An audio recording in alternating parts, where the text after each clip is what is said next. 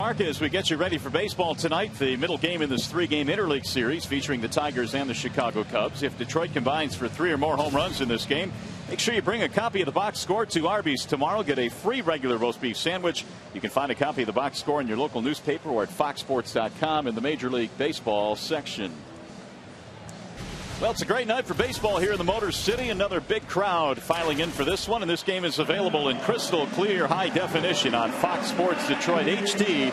It is sponsored by Comcast. Rick Porcello and the Tigers take the field here tonight.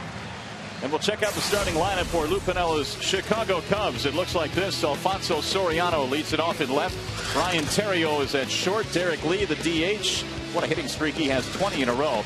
Micah Hoffpower had a big homer last night. He's at first, followed by Milton Bradley, Jake Fox. You've got Fukudome, Soto, and Fontenot, your bottom 3 in the lineup. The Dodge scouting report is on Rick Porcello. Well, he may as well stay stingy. He's only allowed 2 earned runs in his last couple of starts, one against Pittsburgh, the other against the St. Louis Cardinals. He has been a national treasure. He is 3-0 in interleague play with a 1.45 earned run average, and some like it hot. Porcello said 5 days ago in St. Louis, where the heat index was over 100 degrees, that's the hottest he'd ever been. So today should be no problem for the youngster.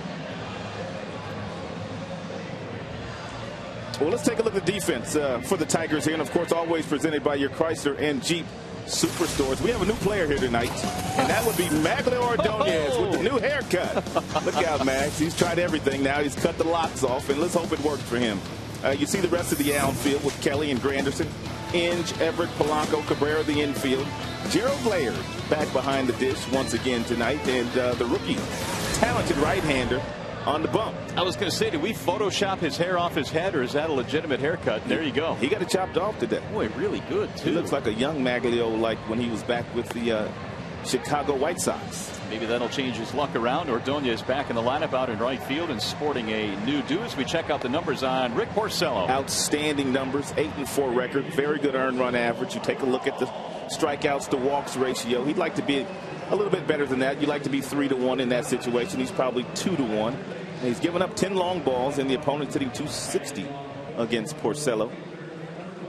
So Porcello, who gave up just 1 earned run in his 5 2/3 in St. Louis in his last start, ready to go to work now. This will be his 3rd straight interleague opponent. He's also made a start against Colorado, and he is ready to go to work. Here's our first pitch of the ball game to Alfonso Soriano.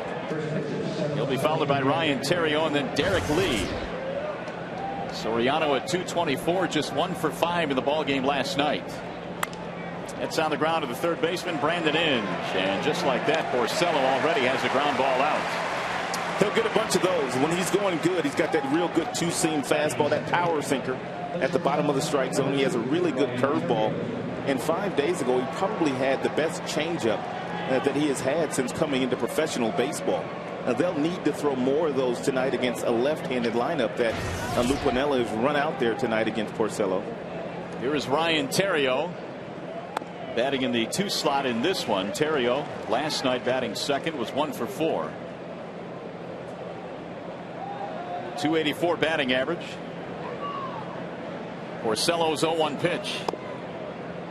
It sinks low and inside. 1 ball and 1 strike. When you got 93 in your back pocket, as that last pitch was, and you got that kind of late movement, it could be a long night for the opposing hitters. And again, sinking. This one stayed over the plate, 1-2. For Porcello, he checks in with a record of 8-4. And Rick ahead of the number 2 hitter, Theriot. Way inside, that sails to the backstop. Porcello, just 20 years old, will not be 21 until December the 27th. Got one of those Christmas birthdays. He does. Gotta double up on the presents. Yeah. Or get them all on Christmas Day. True. Out of Morristown, New Jersey. Tigers, of course, selected his brother in the draft this year as well. It's rolled foul. He's a good athlete. And we've had a chance to watch him hit in a couple of National League yards. Real good high school hitter. Fields his position well. Holds runners well. He does a lot of things very well for a 20-year-old young man. 2-2 pitch on the ground again, this time to the shortstop Everett. And there are 2 gone. So a good start tonight for Porcello. 2 up, 2 away, and he will bring up one of the hottest hitters right now in all of baseball, Derek Lee, who extended his hitting streak last night to 20 straight. I mean, this guy's on a roll right now. He got off to a little bit of a slow start himself, but he is perked up, and he is driving the ball all over the ballpark with power and authority. Derek Lee at 292. He's hit 11 home runs. He's being utilized as the designated hitter, and in that 20-game stretch, a 370 average. Wave and a miss.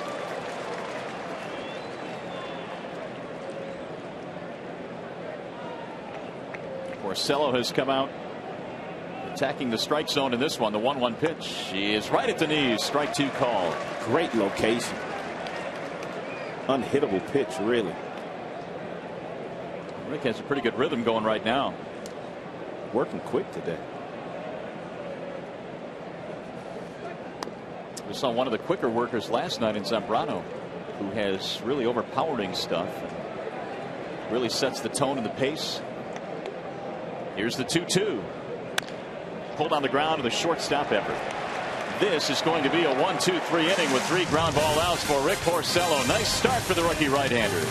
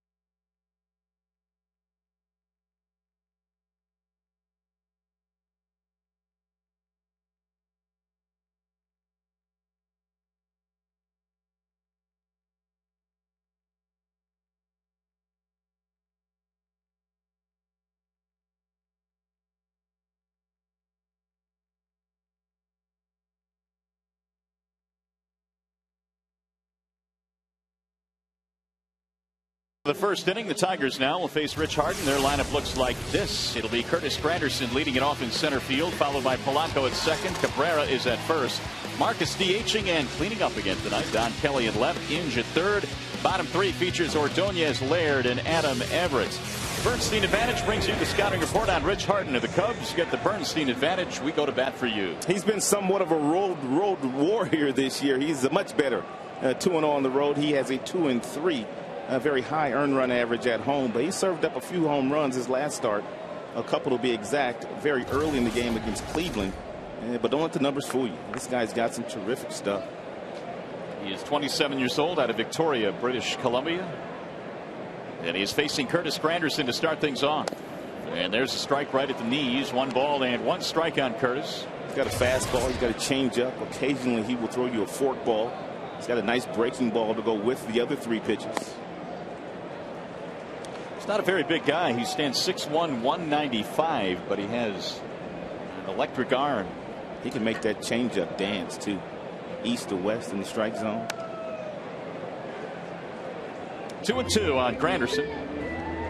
Curtis got the Tigers started in the ballgame last night after they fell behind 1-0. He doubled off Zambrano, and the Tigers eventually scored him on a triple by Polanco.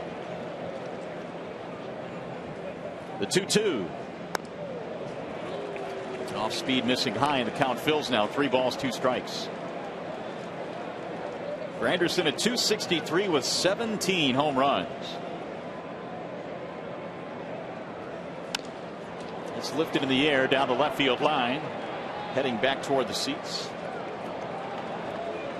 Another warm evening here at the ballpark. They tell us 87 degrees at game time, but another big crowd settling in for this one. The Tigers and Chicago Cubs, who are making their first appearance here at Comerica Park in quite a while. 2001 was their last visit. Wave and a miss. Granderson goes down, one away. First strikeout of the ball game for Rich Harden. It'll bring up Placido Polanco. 264 average. Polanco had a triple in the ball game last night. He's got outstanding numbers in his career against Harden. He is 5 for 7 against Rich. Those numbers came when he was wearing an Oakland Athletics uniform, and Polanco absolutely punishes Oakland Athletics pitchers. Every time we see a former Oakland pitcher, we just marvel at how many of those guys have gotten away from Oakland. Yeah. Stunning rotations they have had in pitching talent. Herron, Harden, Zito, Hudson, Mulder. And Billy Beane, their general manager, has taken the luxury when trading one of those pitchers you just talked about and getting some premium prospects from whichever team he decides to make that deal with. Rich Harden joined the Cubs last year in July. It was a 6-player deal with Oakland. Polanco shoots one foul back out of play. 2 balls, 2 strikes on Placido. When the Milwaukee Brewers made that deal with the Cleveland Indians last year, it was right at the beginning of July. And shortly after that, I think a couple of days later, the Cubs were able to pluck Harden from Oakland to counter that move of CC Sabathia going to the Milwaukee Brewers. Now the 2-2. Missed it inside. The one thing about Harden is he has been so injury prone that they have really had to watch his innings. Yeah, he's landed on the disabled list quite a few times. 3-2 on Polanco. And he lost him, ball 4. Tigers get their first base runner of the night. First walk for Rich Harden. Here's an invitation for you to vote for the Tigers player of the game tonight. Using your cell phone, text Tigers followed by a space on the player's uniform number to FSDET or 37338. You can see the final results post game during Tigers Live. Here comes Cabrera.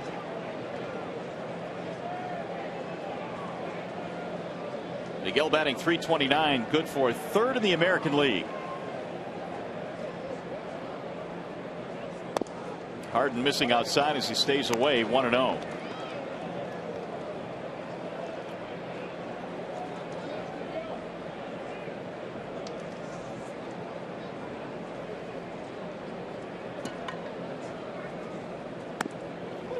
There's a strike, a high strike that Cabrera's not so sure was actually in the strike zone. Miguel last night was 0 for 3. It looked like Miguel may have had a beef. Ball looked like it was tailing in, and just by the way Soto caught it, he pulled it back into the strike zone. Now that's a strike on the inside corner. Andy Fletcher behind the plate tonight. The top 2 hitters in the American League, Ichiro of Seattle and Scott Rowland of Toronto, and then Cabrera. 1-2. Polanco not a big base stealer for the Tigers. He has 3 out of 4 this year.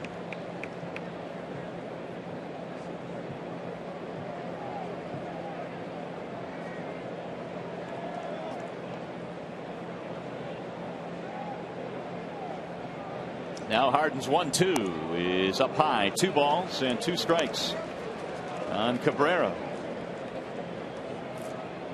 Well, look at this. Nobody has a better career average against the Cubs than Miguel Cabrera among active players at .350. Drives this one to the air to center field.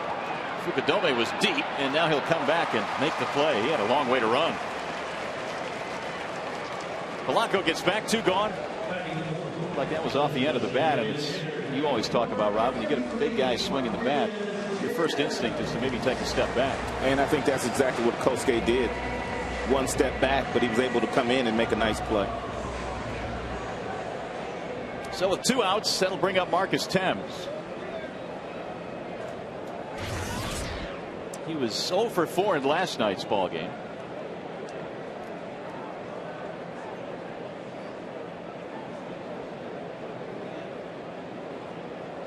And a wave and a miss, 0-1 on Marcus.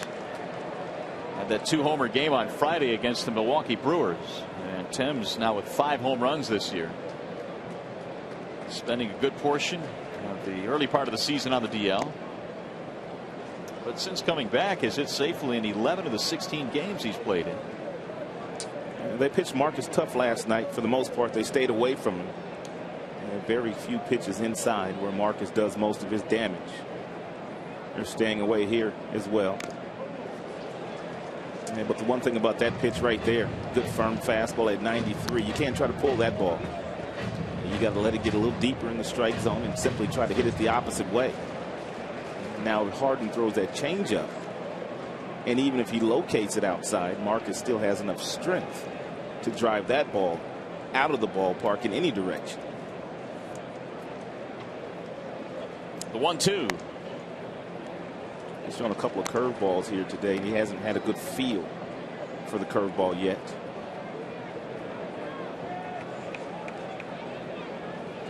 Jim Leyland said when Marcus, I think it was in St. Louis, and Marcus was inserted into the lineup, he would get a lot of reps, and he has. That's driven to the air to right field. Routine for Milton Bradley. And that's going to be that for the Tigers. They get a walk, strand a man, 1 inning in the books as we head to the second. No score.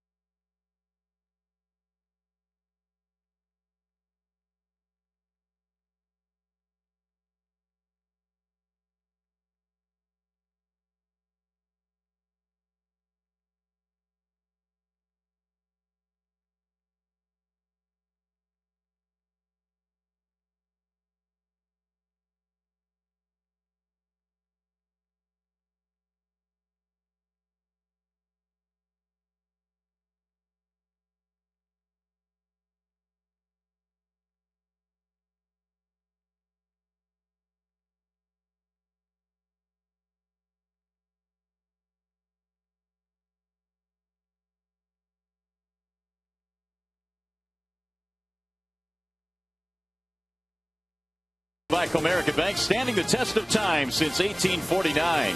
Your Motor City Dodge dealers. By Comcast, there are over 10,000 on-demand choices from Comcast, and most are free. And by Arby's Bacon Cheddar Roast Burger Sandwich. Try it today. It'll have you saying, I'm thinking Arby's. Big crowd here at Comerica Park. Enjoying Tigers baseball tonight. A ball club that has won 5 in a row, including a very thrilling victory last night. Micah Hoffpower leads it off for the Cubs. It'll be Hoffpower, Bradley, and Fox here in the second. Porcello missing high. 1 ball, 1 strike. Hoffpower had a big blow late. The 2-run shot that looked like it was going to propel the Cubs to victory. Fouled straight back. 1-2. Ask and you shall receive. Got himself a 2-2 changeup. And Zumaya, he knew it was gone as soon as he threw it. How about the emotions in that game last night? You saw their reaction after that home run, and then of course after Rayburn plays long ball, the mob scene at home plate. Baseball's a great game. Even Zambrano was very emotional out there after he gave up the Inge home run. Very fiery. That must have been a tough game to manage last night. Not in terms of difficulty, but the emotions as Hoffpower singles to right. So the leadoff man is on for Chicago, their first hit of the game. I believe he got a change up right there, too, from Porcello, but Porcello kept his down at 81 miles an hour, and Hoffpauir able to reach out and get a single. Now, if you keep it down and away, you're okay. But really, I think fastball should be the pitch of choice to Hoffpauir. He had a tough time catching up with some of the fastballs last night, but Jackson and Zumaya, they don't have your ordinary fastballs. Here's Milton Bradley. He's batting a little bit lower in the lineup here tonight, batting fifth. Bradley was hitting third in the Cubs lineup last night. He had himself a whale of a season last year with the Texas Rangers. He was an all-star last season. No balls, 2 strikes. He parlayed that into a nice deal. Sure did. And from Jim Hendry, Cubs general manager. 3-year deal. And deals were tough to come by for a lot of players last offseason. You see the numbers a year ago. Today he was hitting .332 with 15 home runs already. He got off to a red hot start. And that was coming off a year in which he had knee surgery, correct? Correct. The 0-2. Fouled away again. He's a good hitter. Always has been a very good hitter. Played with a lot of teams, though. Bradley. He's played with Montreal, Cleveland, Dodgers, Oakland.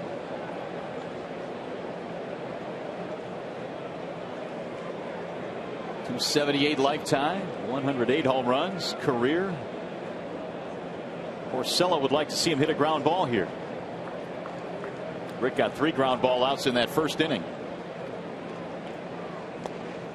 Laird down to block it. Gerald getting the call again tonight. I would imagine tomorrow we'd probably see Dusty Ryan catch, although I don't know that for sure. The weather as hot as it's been. Day game after night game. That's a good bet.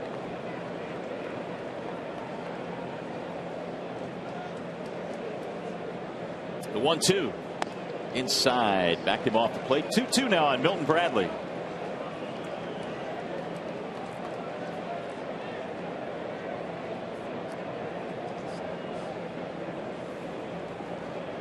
The 2-2 pitch is low, and now Porcello runs it full at 3-2. So Hoffpauir now giving a long look across the diamond to see if they want him to do anything. Waiting on deck, Jake Fox.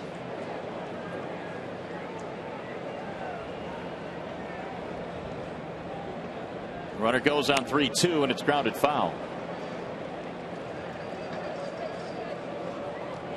So Porcello now a little bit more stressful here in the second than it was in a breeze of a first inning. He's thrown 25 pitches.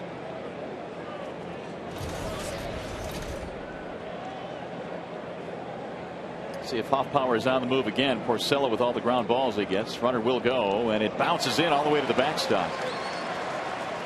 We'll put runners at first and second as Laird chases it down. With nobody out. One of the things Edwin Jackson was really good at last time was pitching out of some jams, especially in that first inning. Yeah, when they backed him up against the wall, he reached back to get a little extra with that mid-90s fastball. And his slider has been a tremendous pitch for him all year long. Here's a dose of what Edwin was featuring last night. They had him on the ropes early, but once they let him off, he just got busy. Looked like he threw a curveball there, too. I didn't know he had a curveball. Changeup, slider, curve, mid-90s fastballs. Lethal stuff. Should have got a win. Yeah, he should have. He was in line to get one late. 113 pitches, struck out 7. But another terrific outing from Edwin Jackson. Here's Jake Fox. Nobody out. You can see the Tigers defense not even expecting a bunt from Fox. Lou Piniella does not bunt a whole lot, but I'm sure he considered it due to the fact that Porcello throws so many ground balls and is a ground ball away from getting 2 real quick outs here. Tap that one foul behind home. Yeah, and that can be the great equalizer too. Take the air out of a big inning. Lou Piniella. Cubs have played a lot of close games. They've had some good starting pitching. Lots of quality starts from their starters all year long. But their offense off to a slow start. But their offense is starting to pick up a little bit. And it had to be a gut wrencher last night for Piniella because his closer blew another save in that ball game. Gave up, of course, the pinch hit home run to Ryan Rayburn. Did you hear his comments on that pitch he threw to Rayburn? I did. He said he could have hit it out. He may not be too far off either. The 1-2 is on the ground at third. Inge has it, tags the bag one, throw to second, two, relay. Almost got the triple play. Look out, Brandon. Whoa, that would have been phenomenal. How about the picking and grinning they were doing on that play? Crowd loves it. Inge picks this ball. He quickly gets to Polanco. He bounces it over there. Polanco picks it, turns it, but they weren't able to get Fox just by an eyelash. Almost turned 3. Boy, the defense in the infield this year has been much improved. I know the Tigers have not been as sharp in the last week and a half, 2 weeks defensively, but that would have been a phenomenal triple play. You know, that's why the bunt was in order with Fox, but I don't know the history on Fox, whether he's a guy that likes to bunt or whether he will bunt or whether he can bunt. But as we mentioned with Porcello on the mound, every now and then you got to put a few runners in motion or you will hit into quite a few double plays. Here is Fukudome now with 2 outs and a runner at first base. Fox at first. The 0-1 tapped in to the left of the plate and foul. In case you're wondering, Fox has no sacrifice bunts in his career. By the way, the last time the Tigers turned a triple play, you got to go back to August of 0-1. How about these names? Damian Easley to Davy Cruz to Shane Halter. That was your triple play. The 0-2. Swing and a miss. Down he goes. And with the help of a double play, Porcello pitches out of it. Tigers baseball brought to you tonight by Bell Tire.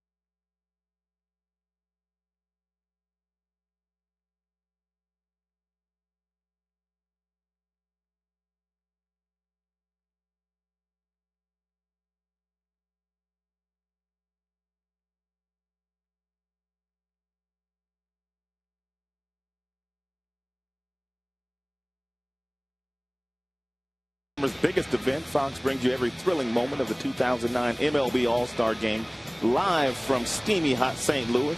Coverage begins Tuesday, July 14th at 8 p.m. Eastern on Fox. Maybe Mr. Verlander will be there. Good opportunity. Don Kelly leads it off. It'll be Kelly, Inge, and Ordonez. Don last night was 0 for 2, but he had a couple of big at-bats. He had a walk, and late in the game was hit by a pitch. If Verlander doesn't make the All-Star team this year, there shouldn't be an All-Star game. I can't say that I disagree. I think he'll be there. I don't think there's any question. How about Jackson? He's got a legitimate shot. He's been overpowered. He's been one of the best pitchers in the American League. Doesn't have the wins that some of the other guys have, but stuff and being dominant and being consistent. And there's no doubt Edwin Jackson should be on Joe Maddon's pitching staff. And maybe he has that going for him as well. And that he pitched for Joe Maddon, the Tampa Bay Rays, last year. And a lot of times managers like to reward those players that are allowing them to manage the All-Star game. Good point. He led their team in wins.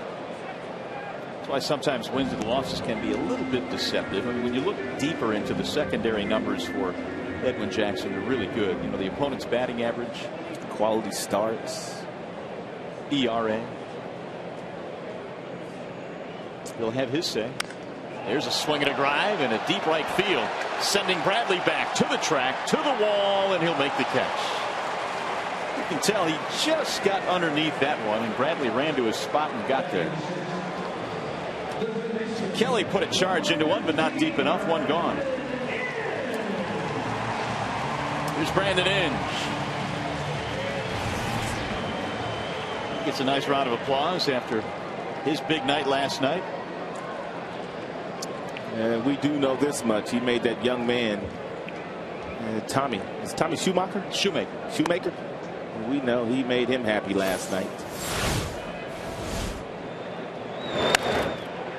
All because of this. That was the only straight fastball that Zambrano threw all night long. Everything was moving and darting and fading. Cutting the fastball. He decided to try to throw a 2-1 fastball. And by Brandon, he was waiting for it. He almost hit one out in his first at bat of the ball game last night. Fouls that one back 2-1. He had a nice swing there on 2-0. Well, Brandon right now with 49 RBIs pacing the Tigers. And 17 long balls ties him up with Granderson for the team lead.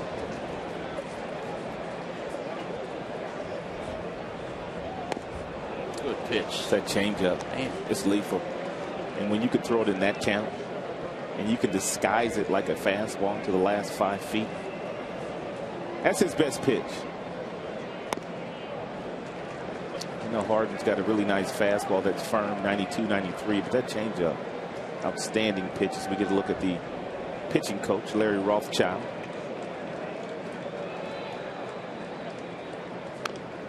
Rolled foul, third base side. I told you that Larry Rothschild was the pitching coach for Jim Leland and David Dombrowski on that 97 World Championship Florida Marlins team. Managerial experience as well at Tampa, yes, with the Rays. 3-2 pitch is lifted in the air. Fukudome in center, drifting, and there are 2 gone. So it's going to bring up the new look Maglio Ordonez. I just can't get used to this look now. It's going to take a while. Gone are the flowing curly locks. I mean, he didn't just get it trimmed. He got her shaved down. And got chopped off. Fouled away. 0-1.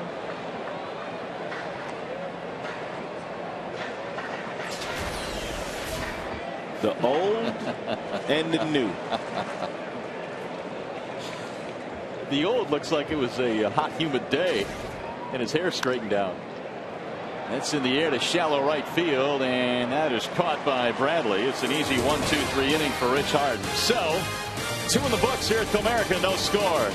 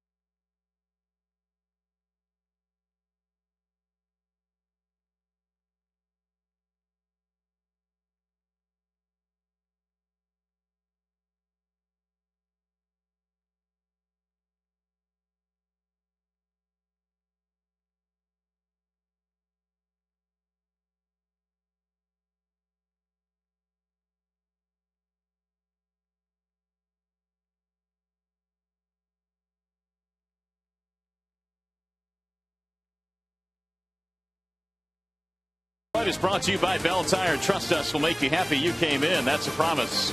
AT&T, your world delivered. And by Aflac, we've got you under our wing.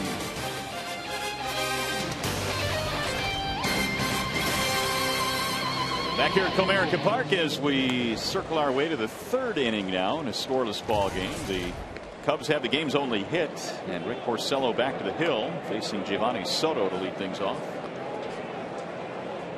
It'll be Soto, then Fontenot, and then Soriano. Nice job by Porcello back in the second to get himself out of a jam. Got a ground ball that nearly resulted into a triple play. Soto batting .222. Numbers way down, Rod, from last year when he won the Rookie of the Year, hit .285 and a ton of home runs. And we've seen it quite often with second-year players for whatever reason. And when the league makes an adjustment to them, it takes them a little while before they make the adjustment to get back to enjoying the kind of year they had as a rookie. That's why it's so tough to stay in the big leagues and have longevity. You're constantly making adjustments. Rolled foul. The left side of the Tigers infield is going to be busy today. All the time when Porcello's on the mound with that power sinker and boring in on the right-hander's hands. A lot of right-handers simply try to pull the ball. Therefore, your shortstop and your third baseman are making lots of plays. And already tonight they've gotten 4 ground balls. 3-2 on Giovanni Soto. Pulled down the line, a fair ball. This will go to the corner, might be extra bases. Soto is on his way to second. Kelly having trouble picking it up. And he'll finally get it back in. It started rolling around and following that wall out there. It's a 2-base hit. Leadoff man out again for Chicago. Looked like a fastball straightened out. It didn't have to have any sink to it. And a pretty good swing. And by Soto driving that ball down the left field corner. Hit that brick at the bottom of the fence. Trickled away from Kelly momentarily. Here's Mike Fontenot. He's got a job to do with no outs and a runner on second. And he does it. Polanco's going to come to third. Look at that. Heads up. Heads up play. You got to be kidding me. That's why he's a good player. And he does so many things that don't show up in the box score. Most second basemen would simply have taken the out at first. They would not have tried to get the out at third. But Polanco knew already Soto was running. He's a catcher. Not a lot of good speed. And he throws it over to Brandon Inge, and they get him by a pretty good margin. It's a good heads up play. I'm trying to think of the last time I saw a second baseman make that throw or attempt to make that play. You usually see guys try it on artificial surface because balls get to them a little quicker. And therefore you have time to get that runner at third. And if you're the base runner in that situation, you're not even thinking that the second baseman is going to try to get you out at third base. Soriano, the batter, rolls one foul. If you weren't with us last night, we told you Soriano uses probably the heaviest bat of any of the players in the major leagues. 35 inches, 35 ounces. And he's not choking it up either. No. And he can swing it. He got some thump in that bat.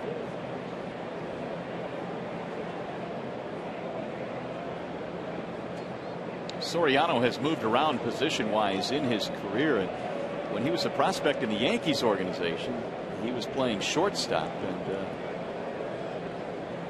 And they asked him about being blocked by Derek Jeter at the big league level. Soriano said, "I'm starting to learn how to play second base." Wise choice. Because he knew there was really no shot of moving the captain. No. And eventually did. And then when he got to the Cubs, played outfield, and that's where I guess he has settled in. He's got some thunder in that leadoff slot.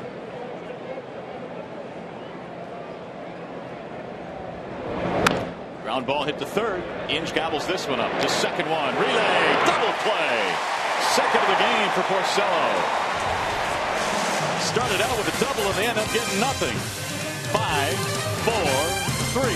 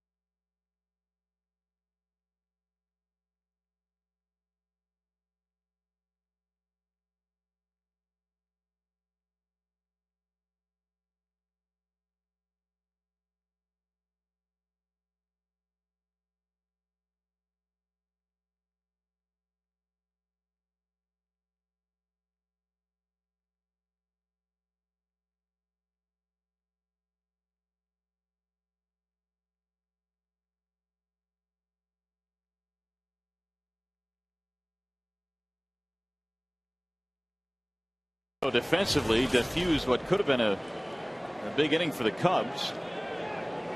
And instead, Chicago gets nothing. Porcello gets another double play. And Gerald Laird leads it off in the third. It'll be Laird, Everett, and Curtis Granderson. Rich Harden has not allowed a hit yet. He has given up a walk, 3 fly ball outs in the second. The right-hander out of Victoria, British Columbia. The 1-0. No, he went around. 1 ball, 1 strike. That's when you know you're struggling a little bit. And when you see that particular pitch and you swing at it. He is so dialed in for the fastball on the 1-0 count. And that he still swings at that breaking ball that's sliding away from him. And Gerald just needs to trust his hands a little bit more. He's got good hands. But you have to allow the ball to get a little deeper in the strike zone. And you have to stop trying to do too much as a hitter. Gerald's been out with Lloyd taking extra batting practice the last couple of days. And Maglio was out once again today. They continue to work. Well, and even as the season goes on, I guess it becomes more and more difficult for guys who get beat up. They get tired, but you have to just go out there and get your extra batting practice in. Laird batting .220 coming into this one, 0 for 3 last night, and he waves and misses. So Harden has another strikeout, his second of the game. Saturday afternoons were made for baseball. This week, Fox brings you the game of the week as the Cubs take on the White Sox in a Windy City showdown. Fox Saturday Baseball begins at 4 p.m. on your local Fox station. Ozzie Guillen got kicked out of the game last night, arguing balls and strikes. Ozzie is somewhat volatile sometimes, isn't he? Yeah, but he was not too bad this time. No, he got ran. He just went out and protested a little while, then just went off. And then somebody lit the fuse. Adam Everett with 1 out. Rolls that one foul, third base side. Well, we told you before the game started on the pitching profile of Harden. Don't get it twisted. Even though he comes in with an elevated earned run average over 5. He is still one of your better right-handers in the game of baseball when he's right. Rolled left side of the infield and cut off at third by Fox. So Harden continues to mow him down. Harden gave up a couple of 3-run home runs against the Cleveland Indians his last start. In Chicago, won to Valbuena in the second inning, and then Victor Martinez hit a 3-run shot off of him in the third inning. Some people around this Cubs team said that's the hardest, and they've seen Harden get hit since putting on the Cub uniform last summer. Well, 7 runs in 5 innings. Ball 1 to Granderson. And if I'm not mistaken, I believe the Cubs came back to win that game. In 10, correct. 8-7 final. Harden got a no decision. Pulled down the right field line. That is down, a base hit. And Granderson has the first Tigers hit of the game. It's hard to throw a fastball by Curtis in a fastball count. I really don't care how hard you're throwing. He's got some really nice hand-eye coordination, and he's got a lethally quick bat. Front foot gets down, nice weight transfer, good hand quickness. Polanco had a base on balls in the first. The Tigers have had just 2 base runners.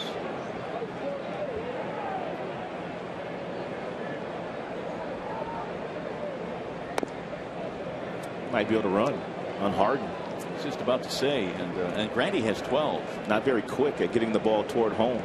Soto's got a nice arm. He's thrown out about 30% this year, but he'd be stealing this base off the pitcher. Matt Sinatro, the first base coach for Lou Piniella, longtime friend of his and a former catcher, handles the running game for Lou.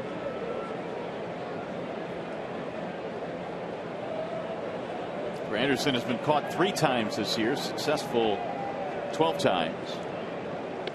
Looks like Curtis is leaning and entertaining the thought of running. And when opposing teams look at the matchups and look at the Tigers as an opponent, they obviously identify Granderson as a guy that will steal. Josh Anderson is a guy that will steal. Here's a bunt. And it's caught by Harden.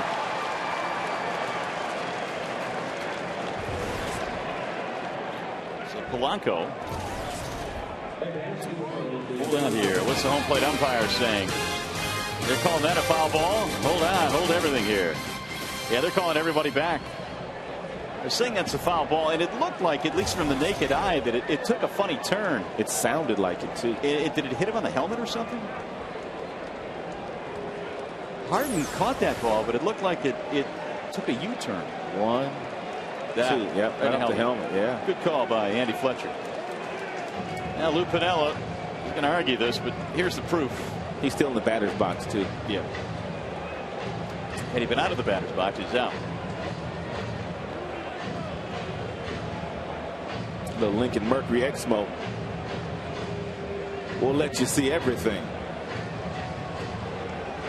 Doink, doink.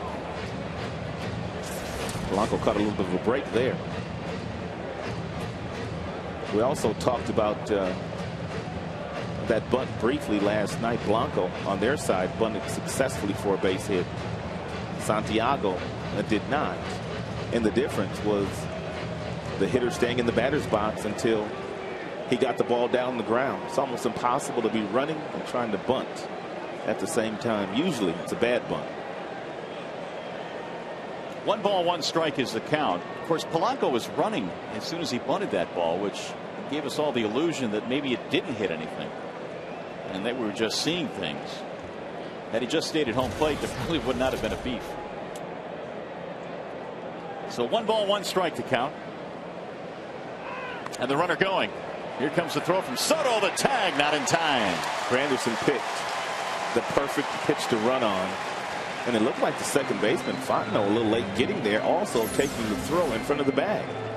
If he allows this ball to travel all the way, he's got a shot at applying the tag on Granderson, but the ball was tailing, and look at him coming in front. If he's able to stay home and catch the ball on the fly and straddle the bag, he's got a chance at tagging Granderson out, but not where he caught the ball.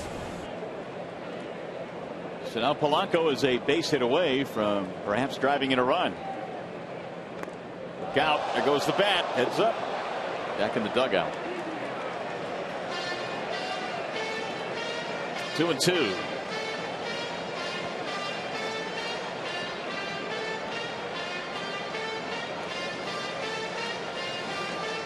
A little bit more stick-up now for Polanco.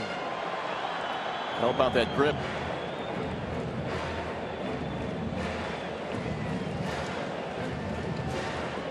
Tigers have gotten a runner to second base here on a 2-out single by Granderson and a stolen base. And Polanco get him home here with a 2-out hit. Placido had a triple and an RBI in the ball game last night. That came in the first inning.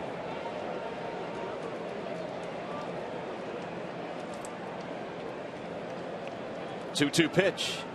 Low. 3 balls, 2 strikes. Polanco reaches. It brings up the number 3 hitter, Cabrera. Harden pretty much was cruising through the first 2 innings, but some trouble here now in the third.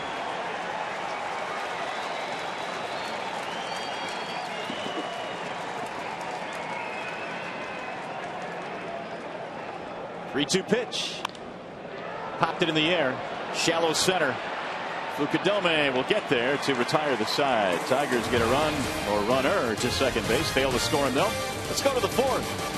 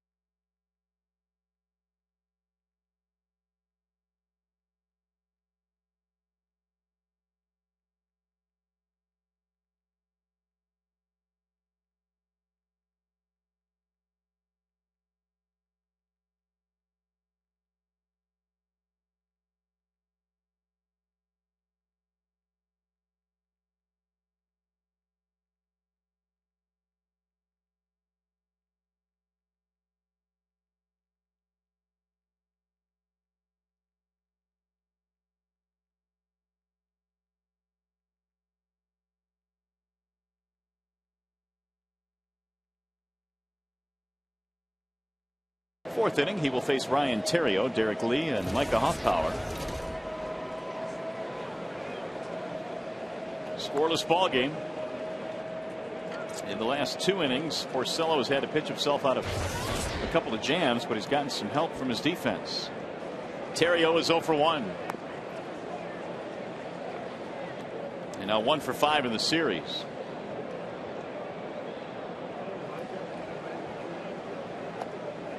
We were talking about how Ryan Theriot went to LSU and was part of that College World Series championship team in 2000. Of course, LSU is playing for the championship again this year, taking on Texas. Roll to third. That's a fair ball. Inge unable to make the play. And safe at first base is Theriot. Brandon had to charge that ball, came up on him. And it's really the only way that he can make this play. If he stays back on this ball, Theriot's going to beat it. And therefore, he created a difficult hop for himself and wasn't not able to glove it clean. But if he stays back on that particular ball, it's a base hit. And it's sort of a do or die play for Brandon. Third straight inning now. The leadoff man is on. There's a ball to Derek Lee. Ruled that a base hit. Lee is 0 for 1 with a ground out back in the first.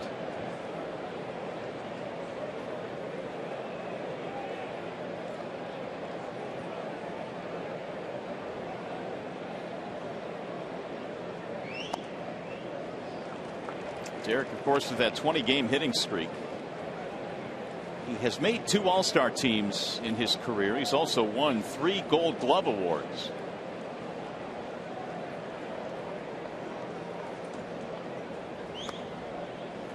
Porcello missing again. Now the count goes to 3-0. Rick gave up a single and a walk to start the second, double to start the third. Neither time were the Cubs able to score. He's swinging on 3-0. Boy, did he have a rip. Well, he wasn't trying to hit a single, that's for sure. No, he wasn't. He lifted and separated and tried to hit it out of here. But usually when you try to hit a home run, it doesn't happen.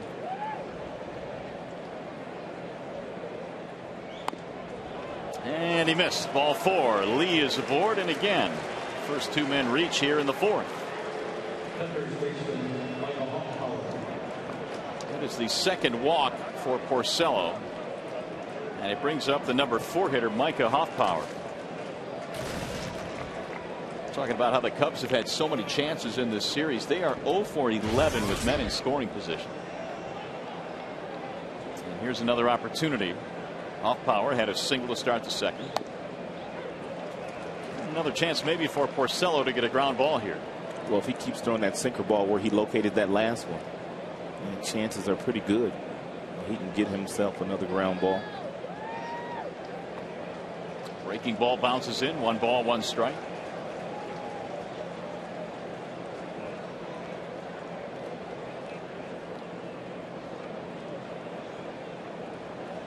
Three hits for the Cubs tonight. The Tigers have only 1. That was the Granderson single.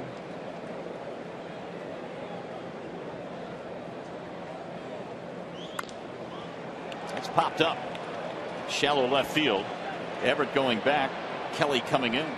Donnie makes the catch. 1 out. Hoffpower now 1 for 2.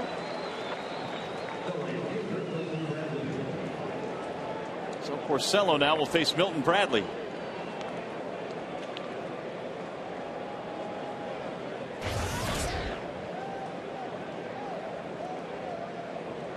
Bradley had a walk back in the second.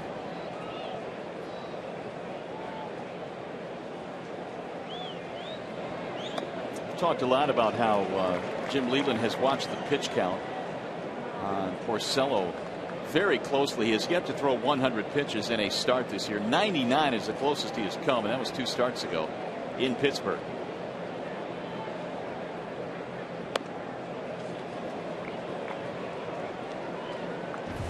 And tonight, there you have it at 58.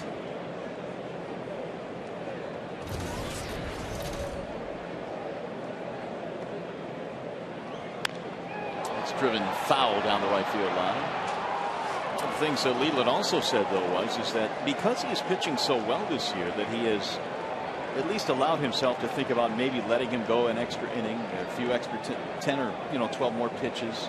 And one of the things that has gone into that decision is the fact that he has a very clean delivery. He's not one of those maximum effort guys that expends a lot of energy. And that's why he has considered allowing him to go a little bit deeper in games. 1-2. He went around. It looked like it at least. Yep. Tim McClellan says have a seat. Milton Bradley out number 2, and the second strikeout for Porcello. And we're going to make that our Bell Tire pitch by pitch. Something else that's also impressive about Porcello is the fact that a lot of young pitchers, when they get themselves in trouble, they try to overthrow. They try to throw the fastball by big league hitters. But that's not Porcello. He knows how to back off in certain situations, and when you're able to back off and throw some changeups to get some easy outs, that's maturity. That's our Bell Tire pitch by pitch. Fox hits a ground ball to third, should get him out of the inning. Porcello does it again, pitching through a jam here in the 4th. No runs, a hit, a walk, 2 left. Bottom of the 4th coming up.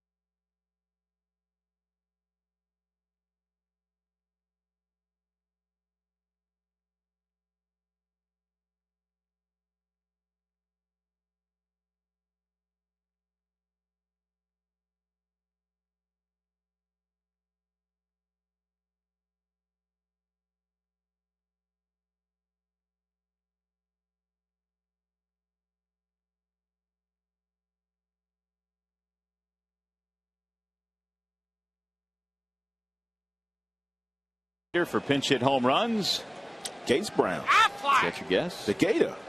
Whoa, nice job. 16 of them. Sit and turn, son. Sit and turn. Was that his saying? That's what he used to teach. He was not a complicated hitting coach. Sit and turn. No, it doesn't get much more simple than that. No, you can't. That's all he said. Sit and turn. No video, none of that stuff. Sit and turn, don't miss your fastball. Miguel Cabrera leading it off here in the 4th, then Thames, and then Kelly. And really, I mean, that's what you do. You don't miss your fastballs up here. Here's the 2-0. Ooh, Cabrera got himself one, and he took it right down the middle, 2-1. You know, Gage signs autographs here every night up on the 3rd floor, so I run up there on occasion and chop it up with him a little bit, reminisce about the old days. Swinging a drive, deep into left, way back, and see you later, it's gone. Sit and turn, son, sit and turn. Number 15 for Miguel Cabrera. He's got special talent. He really has a tremendous amount of God-given talent.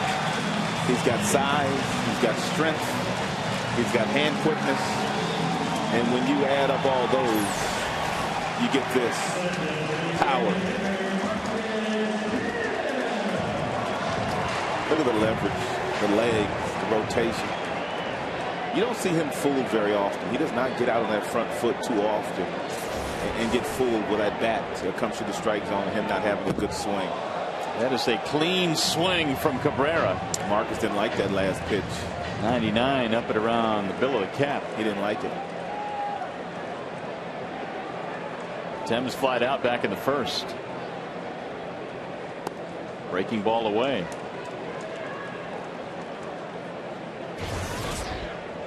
Marcus flied to right field back in the first inning. He skies this one in the air. Ballpark's going to hold this one. Fukudome is under it. And one out. Well, of course, Rayburn hit one out last night, a pinch hitting role. Before that, the last Tiger to hit a pinch hit walk-off home run. How about Sweet Lou? And Ernie with his long gone call.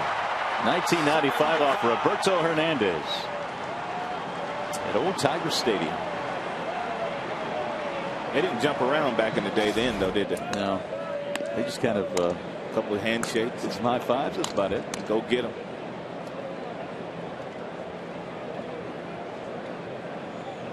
Here's Don Kelly. He rolls one to first base. Fair ball. Nice play there by Hoffpower. Harden will cover for the out. Really nice play. That play's a little easier play for a first baseman that has the glove on the left hand. But take a look at Hoffpower reach across his body, catches a nice hop, and he gets that ball to Harden in a hurry. Harden did a nice job of getting there as well. Terrific play by Hoffpower, who's had a nice series. You know, Jim Leland was saying yesterday before the game that he thinks in his mind that Alan Trammell and Luke Whitaker are offensively and defensively the best shortstop second baseman combination in the history of the game. Wow. Well, based on longevity and production, that's exactly what he said. It's hard to argue that, really. He said in his opinion they are the best that ever played the game. Combination. These guys are around for 20 years. Year after year after year after year. Boy, were they good too. Tram had that sweet swing. Tram never overswing. Choked up just a hair. Peppered line drives all over the ballpark. You couldn't throw a fastball by Tram. I had a chance to catch up with Tram before the game today. Just what a quality guy. You know, he's talking about how he's really enjoying his time in Chicago now. He's learning a lot, being next to Lou Piniella. And it was tough, I'm sure, for him to see Tiger Stadium go down, but he had so many great memories there. Boy, did he. And gave us so many great memories. Quality individual. Managed the Tigers for 3 years. And he should get another shot. 3-2 on Brandon Inge. Well, Lou's one of those individuals that breeds managers. If you sit next to him long enough, some general manager will come a-calling. Pulled to third base for Fox. Inge is out to retire the side. Tigers grab the lead. Cabrera. Long home run. 1-0.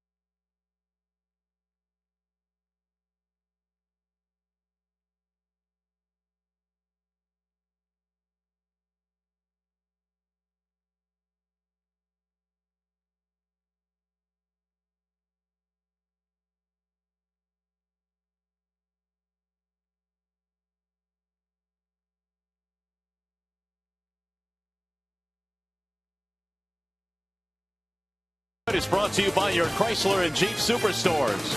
Wallside windows, we can do that. We are the factory. And by ABC Warehouse, the closest thing to wholesale and the absolute best deals guaranteed.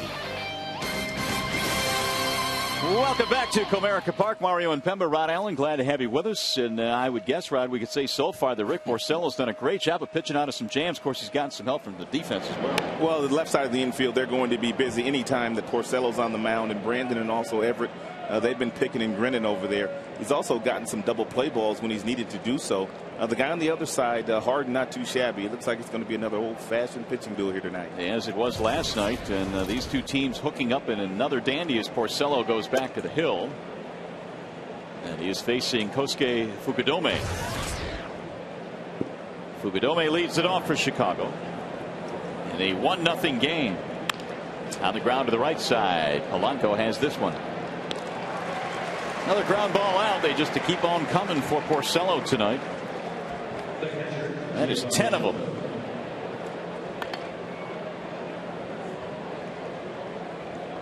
Well, you talk about pitching right to the scouting report. I mean, we knew this guy was going to throw a lot of ground balls, and he has.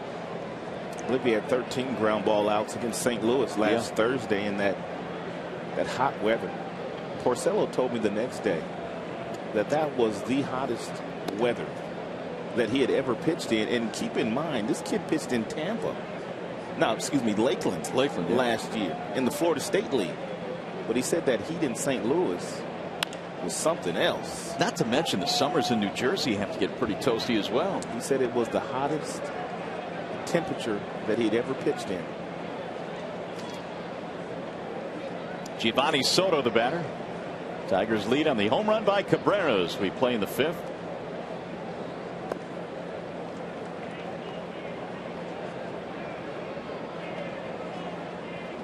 Soto had a double to lead things off in the 3rd.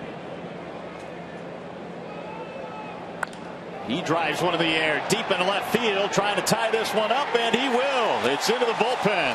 He's the only one that's been able to touch Porcello today. And it looked like the same pitch that he hit for a double down the left field line. And he is 2 for 2.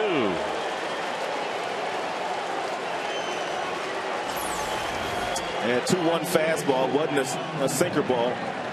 Soto was looking for it and clobbered it. It was right down the middle. He hit 23 last year in his rookie campaign and has 6 now this year. Mike Fontenot, the batter. Strike in the outside corner. 1-1 on Fontenot. Batting .231. Shoots one towards short. Wicked hop there for Everett. 2 gone.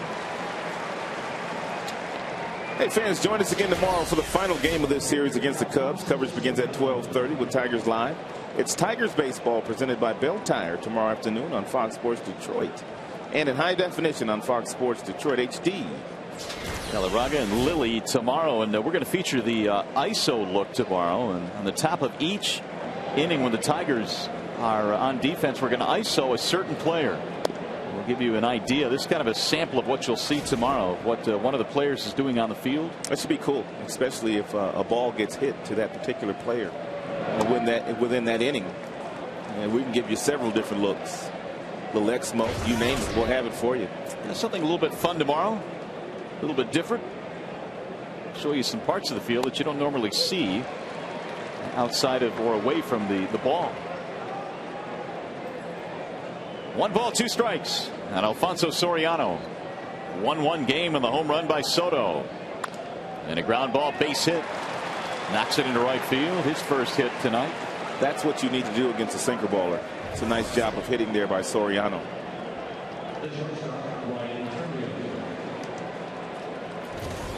Instead of trying to pull the ball with 2 strikes, he was patient. Got a fastball away from him, and he simply hit the ball where it was pitched. There was a time when Soriano would steal a lot of bases. As a matter of fact, back in 2006, he became the 4th member of the 40-40 club. More than 40 home runs and 40 steals. He did that with the Washington Nationals. and before signing a long contract with the Cubs. 46 home runs and 41 stolen bases. A unique package of power and speed. And that shot into right center field. It's down a base hit. Soriano rounding the bag. He's coming to third. So back-to-back singles for Soriano and Terrio. Sets up an interesting situation now for Derek Lee. With 2 outs after the home run by Soto. More trouble brewing now for Porcello. Rick Knapp coming out.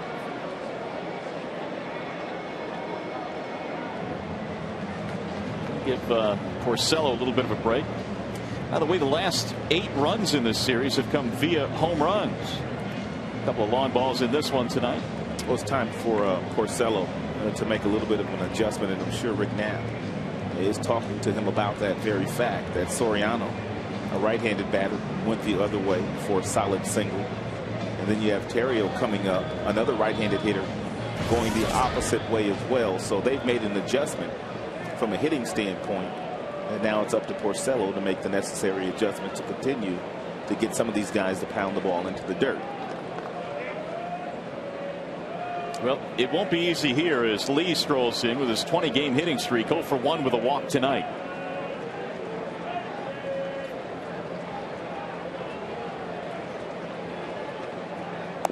And he missed down low, 1-0. Well, make no mistake about it, Lee is the most dangerous hitter on their team right now. And so if you fall behind him at 2-0, don't give in to him. And he does. 2 balls, no strikes. Even though you've got the left-hander in the on-deck circle, no issues. Porcello usually does not have problems with walking people, so him pitching with the bases loaded would be no problem. You don't let Lee play long ball here. 3-0. And that may have been just what Rick Knapp said to him. Well, judging by those first 3 pitches, probably. And even as you mentioned, with the left-hander on deck, this guy's something special offensively. We saw Jim Leland in last night's game against Greg, their closer. Ball 4. Pinch hit Ryan Rayburn, a left-handed hitter, to send the right-handed Rayburn up there against the right-handed Greg. So, and we touched on it last night, Jim. Anything but you're a conventional manager. Most of the time, he manages with his gut. So they are loaded up now with 2 outs, and they will go after Hoffpower. Hoffpower singled his first time up on a changeup between first and second.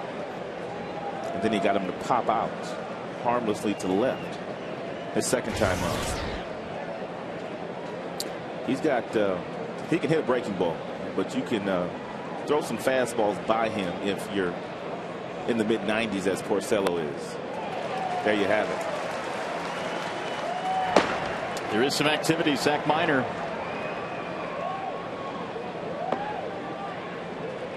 Six hits in this game for Chicago. They have him loaded now with 2 outs. Fouled away, and now it's 0-2. Hoffpower is the Cubs minor league player of the year last year when he hit .362. Knocked in 100 at Iowa.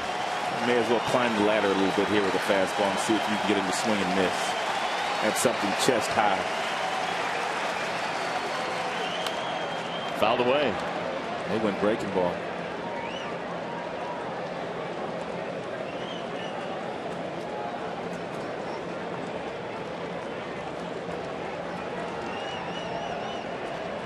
Hoffpower had a big pinch hit home run on Saturday to beat Cleveland. He's trying to pick up Soriano at third, Terrio at second base, and the runner at first is Lee.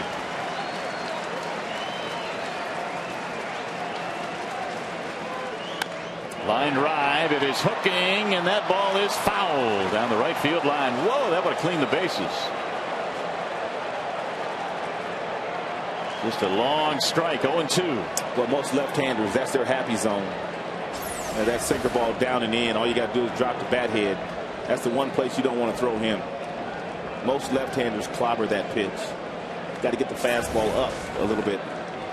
and on the inner third to get him to swing and miss.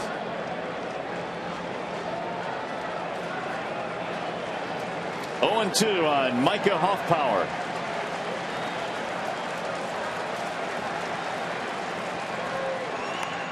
Checked it. Trying to get out of the way. It's a good pitch. Go right back up there again.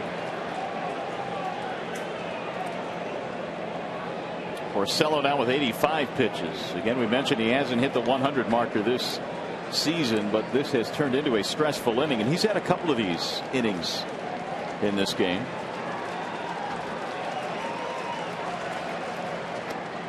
Missed it away, 1-2. 97 pitches in the heat of St. Louis in his last start, 99 the start before that in Pittsburgh.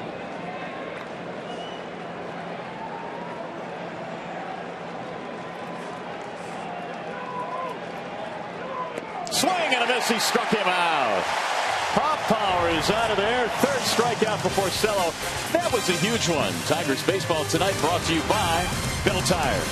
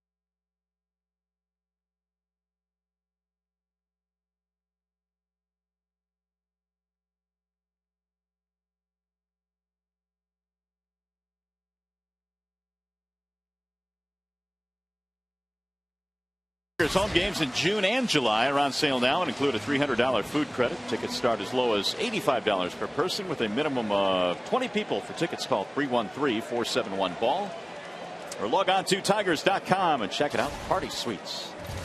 Ordonez leads it off in a 1-1 game as we go to the bottom of the fifth. Golden opportunity for the Cubs to break this one open a bit, but big strikeout by Porcello. 1-1 on Maglio. Ordonez, then Laird, then Everett. Meanwhile, Harden's been stingy. He has commanded that fastball and the breaking ball very well away from the right-handed hitters. Very seldom has he gone inside today on anybody. Wicked. We talked about Harden's injury issues. He's been on the disabled list in 2005, 6, 7, and 8. As we mentioned, he came over in that deal with the Oakland Athletics last July. And he really gave them instant results. In fact, he went 5-1 down the stretch in 12 starts for the Cubs. But they really had to monitor his innings and his workload for fear of the injuries. 3-2. That was wicked. And down goes Ordonez. Third strikeout for Rich Harden. One out of the fifth. Bring up Gerald Laird. Laird struck out back in the third.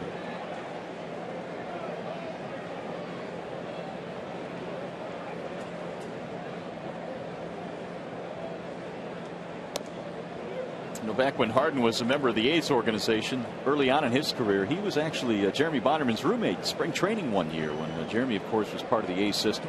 I remember that. The 0-1 pitch. Swing and a high drive. Left field. Hit well. This one may have enough, and it does. It's gone. Gerald Laird with a home run. His third of the year. Tigers go deep again.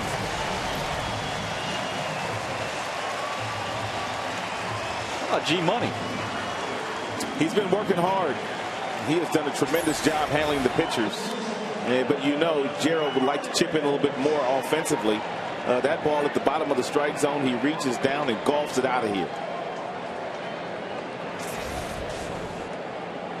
Solo shot, 2-1 Detroit. Here's Adam Everett. Tigers have homered in 8 consecutive games. That's a season high. They've had 27 home runs since June the 7th. More than any other team in the American League in that span. So the home runs just keep on coming. 405 feet for that one. Big smile on Laird's face. Roll to third, foul.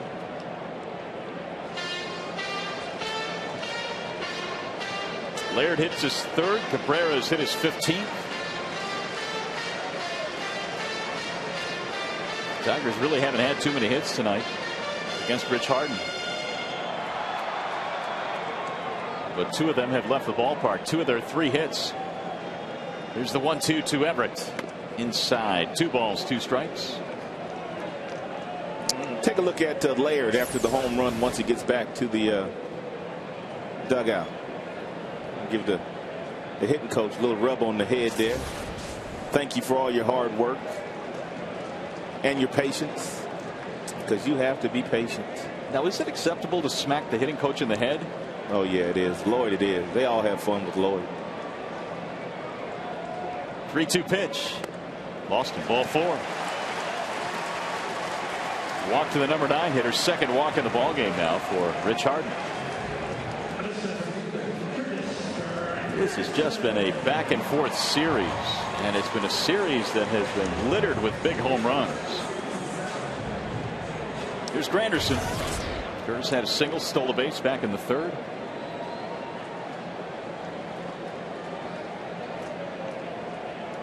One for 2, and a couple of hits in the series now for Granderson.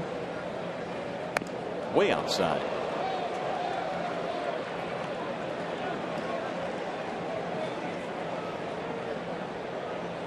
7 of their last 8 games, the Tigers have gone deep multiple times.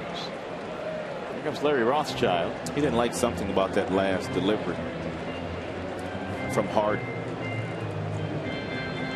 We were talking about Larry's managing days in Tampa. He was the original manager of the Tampa Bay. That's what I thought. Well, Devil Race at that point. Yeah. He was there 3 years, make it 4 years. You know, Jim had a couple of other guys on his staff that year that went on to be managers as well. Jerry Manuel went on to manage the White Sox. He was Jim Leland's bench coach in '97. And of course, we told you Rothschild was his pitching coach. He managed. Gene Lamont has managed. Lloyd McClendon has managed. And when you sit next to Jim Leland, you got a pretty good chance of being a manager someday, if that's what you choose to do. I know Van Slyke has aspirations of managing someday in the big leagues. And I know Lloyd and Gene Lamont would like another opportunity to manage. Well, I guess you just can learn so much just by hanging around a guy, seeing how he does it. Well, he's talented. It's skied in the air. Shallow center field. Who's going to get this one? Terrio, the shortstop. It's not like Jim has any secrets that other men in this game don't have access to. But he's a really good people's person. And he knows which buttons to push as far as his players are concerned. He knows who to pat on the back. He knows who needs a kick. He's got a real good feel for the game.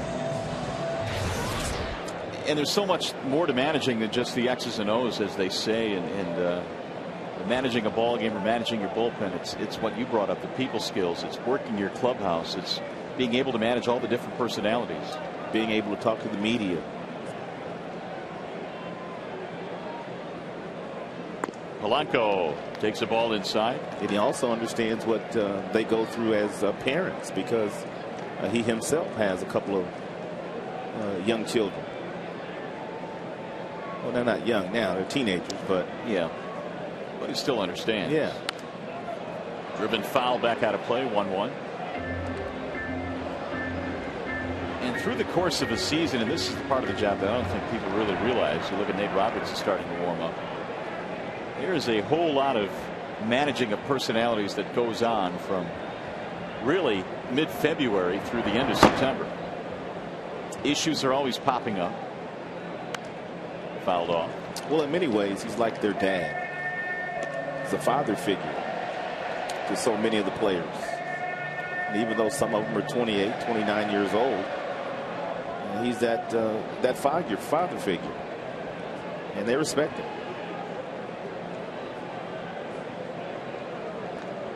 Polanco is 0 for 1 with a walk. He lays off. Tigers take the lead on the Gerald Laird home run. Rich Harden has given up the 2 solo shots, and that's it. Some managers will take the luxury of running here 2-2. If Polanco happens to swing and miss or walk in the next couple of pitches, you still have him leading off an inning. Shot foul down the right field line.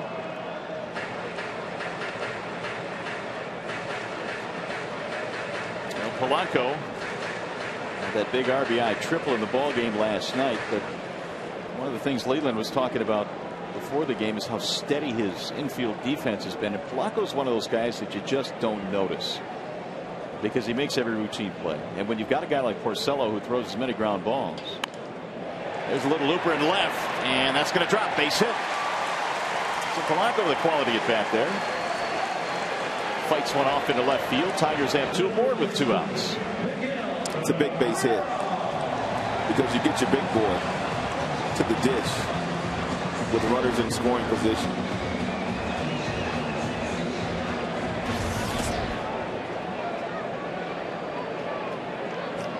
And it was Cabrera that hit the solo home run to start things off in the 4th, which now leaves him 10 home runs shy of 200 for his career.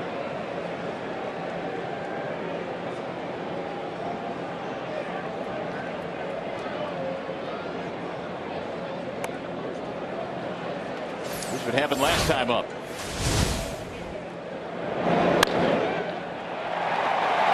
Better than 400 feet. Kaboom indeed.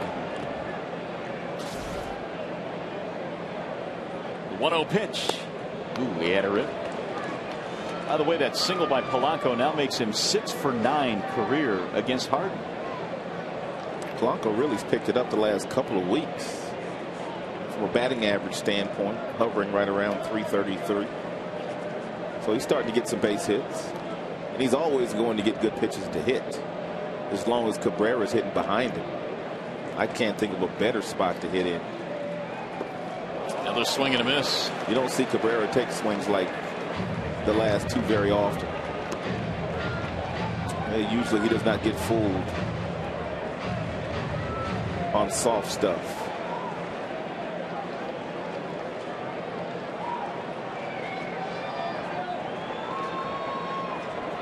So it's 1-2 on Miguel. Quickly approaching the team leaders in home runs. He is just 2 shy of Granderson and Inge for that honor. The 1-2 is on the ground at third. Flagged by Fox, who goes to second for the force. Side retired. Tigers regain the lead on one big swing by Gerald Laird.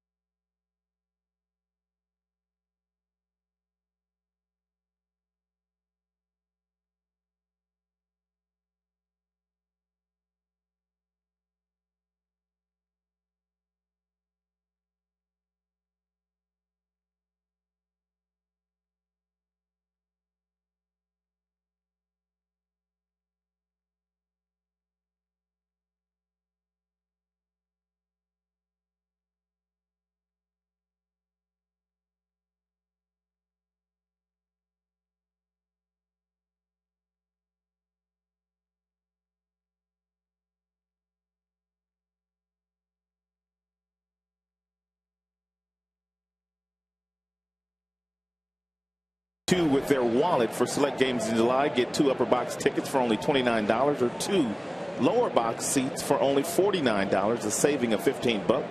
Call 866-66-TIGER or visit Tigers.com. The July double play. Well, we go to the 6th inning. Tigers have the lead again. Milton Bradley leading it off. It'll be Bradley, then Fox, and then Fukudome. 1 ball, 1 strike to count on Bradley, who has a strikeout and a walk tonight. We have seen quite a few swings and misses at fastballs the last couple of days by a lot of these Cubs hitters. Against Jackson and Zumaya last night. And Porcello's had a decent fastball as well. 2 balls, 2 strikes on Milton Bradley. 30-year-old switch hitter facing the 20-year-old rookie right-hander. Pulled foul. Tigers have had that bullpen work in the last inning or so. Now Minor and Robertson are heating up.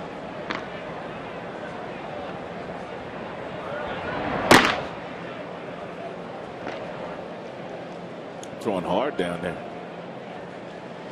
The 2-2 is outside. 3 balls, 2 strikes.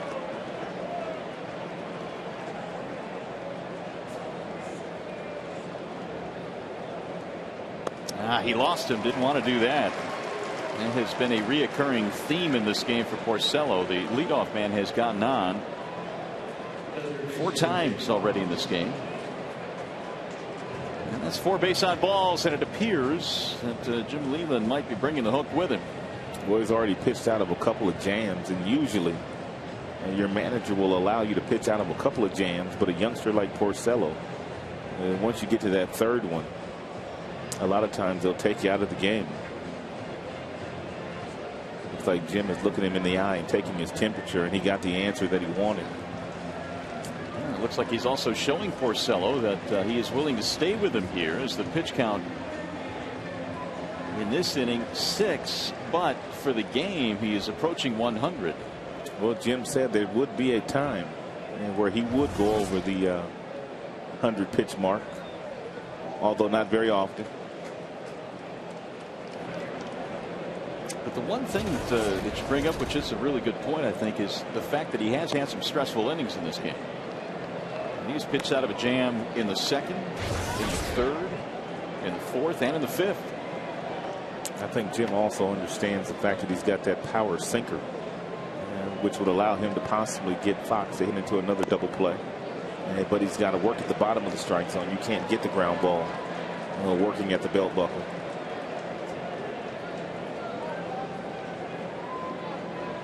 Two 2-0 on Fox, who nearly hit into a triple play back in the 2nd. That's pulled right by Brandon Inge into left field. A base hit, and move up Bradley now to 2nd base. So again, the first 2 men reach, this time in the 6th. And the skipper now is going to make a change.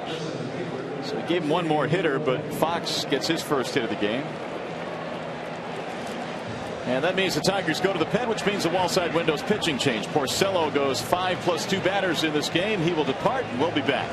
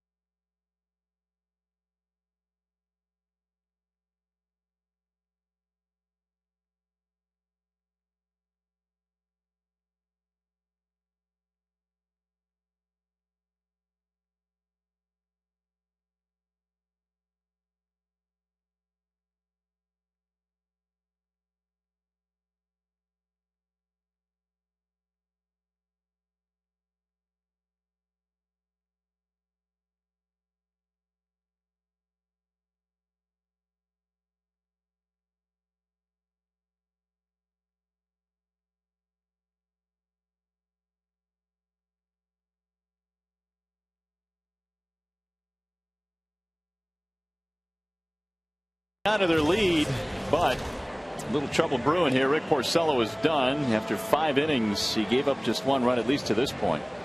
And how about the 11 ground ball outs? Yep, 13 of them 5 days ago against St. Louis. And that's pretty much his MO. When he takes the hill, he gets lots of ground balls. And they'll need Nate to step up this tonight. In the 20th game, and he'll inherit runners on first and second. Don't know if they'll bunt or not. They usually do not, but we'll see. Left-hander against a left-hander. And Fukudome has 1 sacrifice this year and has a 167 batting average against left-handers. He should be bunting.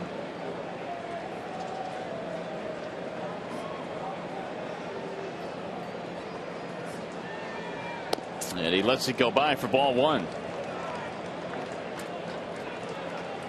Kosuke Fukudome, a strikeout and a ground out. 0 for 6 in the series. If he is bunting again, he'll be trying to bunt the ball down toward third. He'll try to get Inge to come in to make the play, which would open up third base for Milton Bradley. Bunted toward third and fouled. Inge will pick it up in foul territory. 1-1.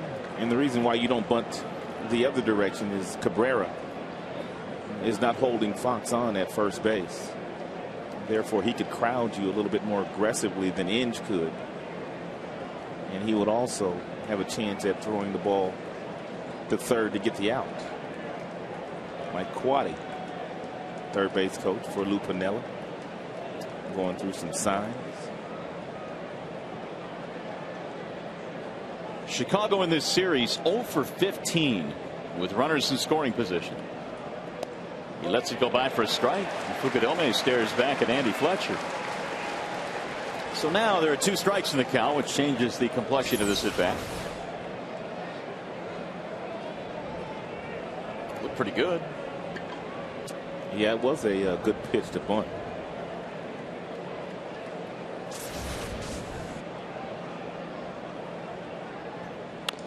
Slices one to left, base hit. Couldn't get the bunt down, and he just serves one into left field. Yeah, Fukudome's got a little Ichiro Suzuki in him as far as the approach is concerned. He's running out of the batter's box, but he's able to keep the bat in the strike zone long enough to get the base hit. Take a look at him here. He's gone. His backside's gone. Just reaches out and to hit something very soft in the outfield. So Jim Leyland will take the baseball, and he'll go right back in the bullpen. Robertson faces 1 batter, and he's out of the game.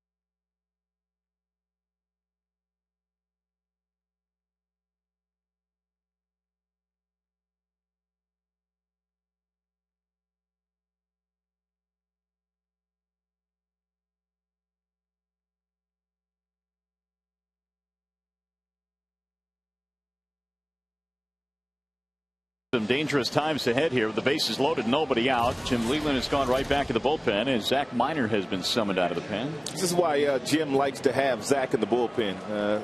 Not necessarily for bases loaded, no out situations, but Zach does have a good sinker ball himself and gets quite a few ground balls when he's right. And I know that's what Jim's hoping for right here.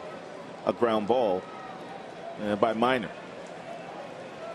He is facing the bottom of the lineup, number 8 hitter Giovanni Soto, but Soto has homered and doubled in this game. Leland saying before the game these are the types of games he loves to manage, the tight ones as opposed to the slugfest. Well, he's got another one tonight. Had one last night, a back and forth game, and it looks like this one is shaping up to be the same type contest. They are loaded up with Cubs. Bradley, Fox, and Fukudome.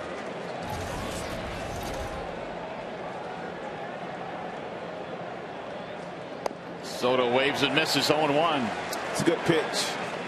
Soto, a pretty good fastball hitter. He has doubled and he's homered. And on both of those hits, and the pitch was a fastball.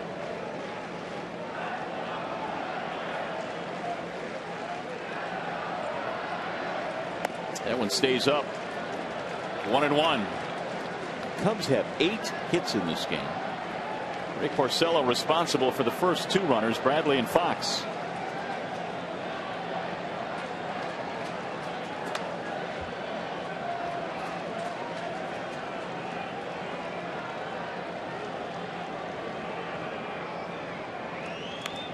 Fouled back. 1-2. He'd like to have that one back. He got himself a hanging breaking ball right down the middle. Had a really nice rip at it and fouled it straight back.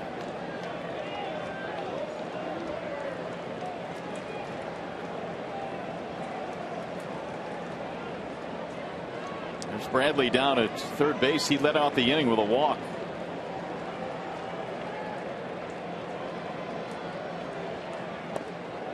Low. 2-2. Porcello, Robertson, and Minor here in the 6th.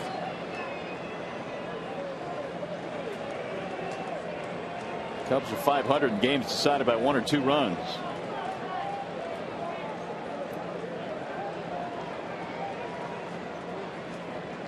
The 2-2 is outside. 3 balls and 2 strikes.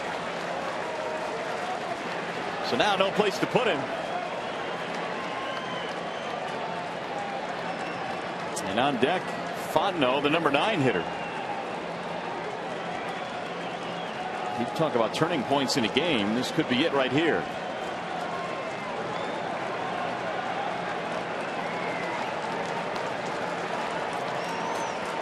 Three-two pitch.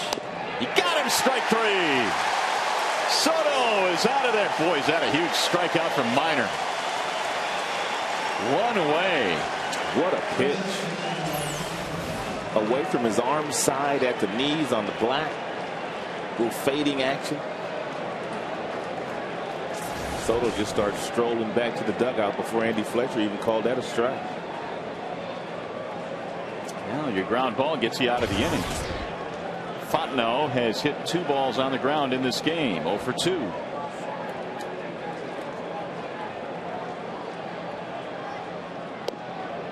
Breaking ball outside. 1-0.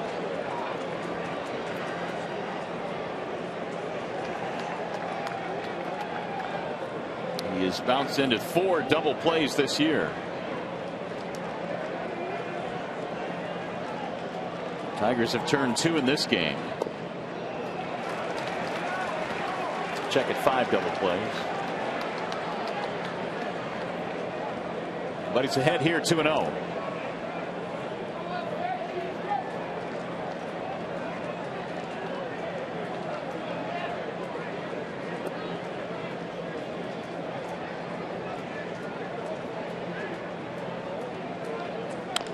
Ground ball hit to the right side. Cabrera has it in foul ground. He came home with it, but foul is signaled by Ted Barrett.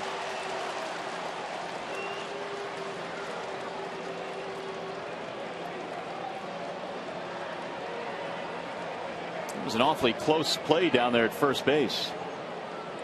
That's why you finish it. If you're Cabrera, you can't wait for Ted Barrett to make the fair or foul call. Therefore, you just act like it's a fair ball and you go ahead and finish and get the out, which he did. So it's 2-1 on Fontenot.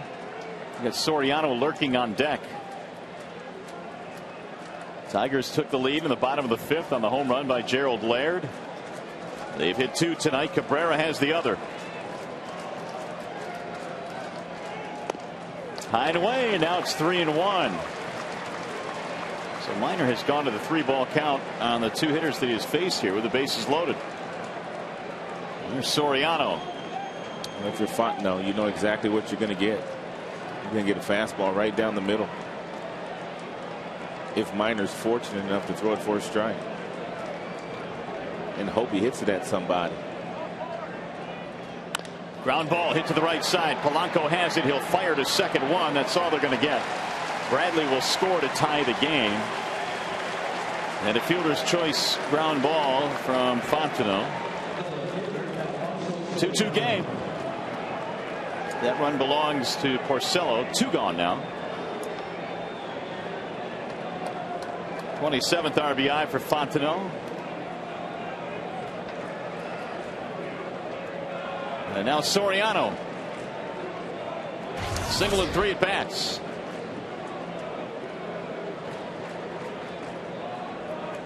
Yeah, be careful here on the first pitch. Yeah, Soriano, one of those aggressive leadoff hitters. First pitch strike.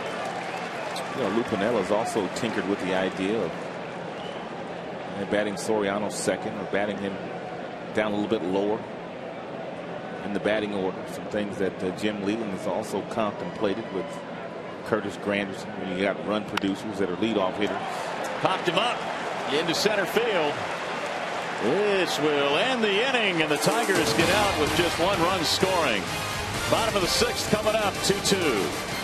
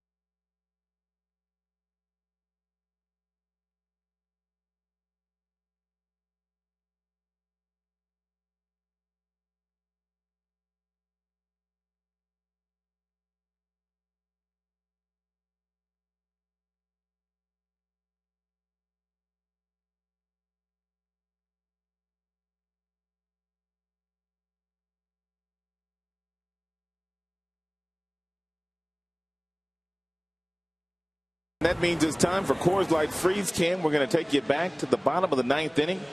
Ryan Rayburn pinch hitting for Josh Anderson and plays long ball 2-run home run off the closer Greg, and the place went bananas. Except for that Cub fan. Coors Light Freeze Can brought to you by your Frost Brew Coors Light. Last night after that home run was the loudest I've heard this place since 2006 when Maglio hit that home run against the Oakland Athletics in Houston Street to propel the Tigers into the World Series. It was pretty loud last night, that is for certain. Well, who knows what tonight has in store, but right now another tight game as Marcus Thames leads it off in the bottom of the 6th inning. It'll be Thames, Kelly, and Inge.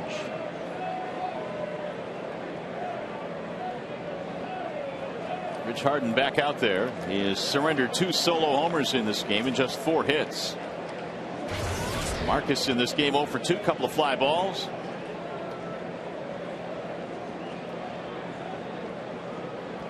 And the 2-0. Marcus pops it up. Heading back toward the seats and out of the glove of Soto. We may give him an error on that play. It looked like he was leaning over the railing too far, but Marcus has new life. You know exactly where it was. He was cruising. popped in and right out. What do you think? Is that an error? Could be. They have given one to Soto.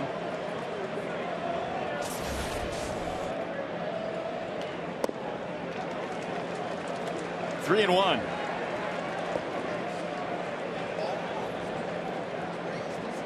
Let's see if Marcus now can make him pay. Way ahead in the count. 3-1 pitch. He lost in ball 4. Leadoff man is on. It's 3 walks now for Harden. And it looks like Chicago now has some activity in their bullpen. Here comes Lou Piniella. And Lou be taking them long, slow strolls. Kind of meanders out there, zigzags out to the mound. Like he just woke up. He's a good man. I went down to his office before the game today and was talking to him a little bit. He's good people. That didn't take long. Heilman warming up. Not Harry, but Aaron. And we know Kelly can handle the bat. Should Jim want to put a bunt on, but then again, he may let him swing.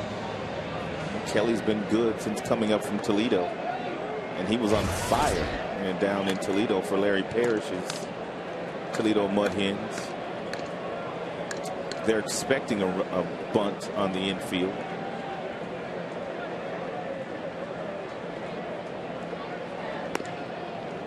No sign of one there. And sometimes Leland will give you an opportunity to swing at that very first pitch.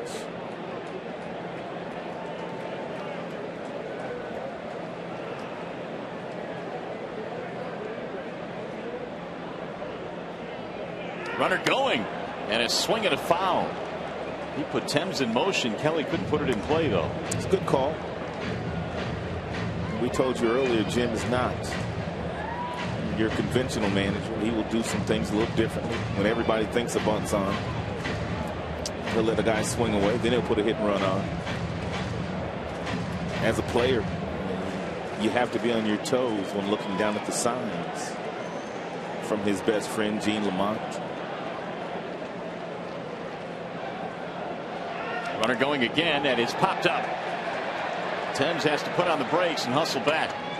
That's a nice job by Marcus, taking a couple of steps, looking in to see if the ball was made contact with, and then hustling to get back. A lot of times that tells you whether the hit and run was on or not. If you look at the reaction of the base runner after he takes a couple of steps. Here it is, 1-2, takes a look in. Now he knows the ball's been popped up, so he's able to get back. That's why you have to look in. If you don't look in, sometimes you just don't know where the ball's at. Looked like he was running lines at basketball practice.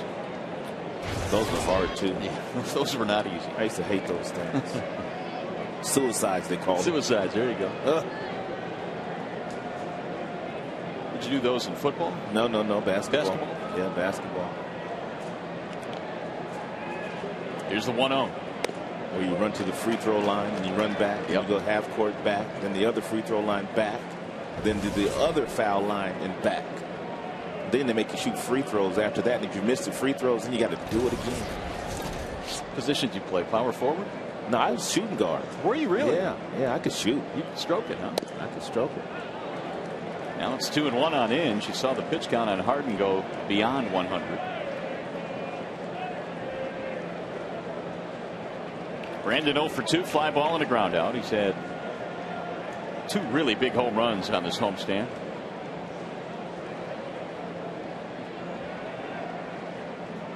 Outside, 3-1. Harden really hasn't given the Tigers hitters a whole lot to hit today, to be honest with you. They have 4 base hits, a couple of solo home runs. He has pretty much stayed away from everybody. Rick Porcello started this one.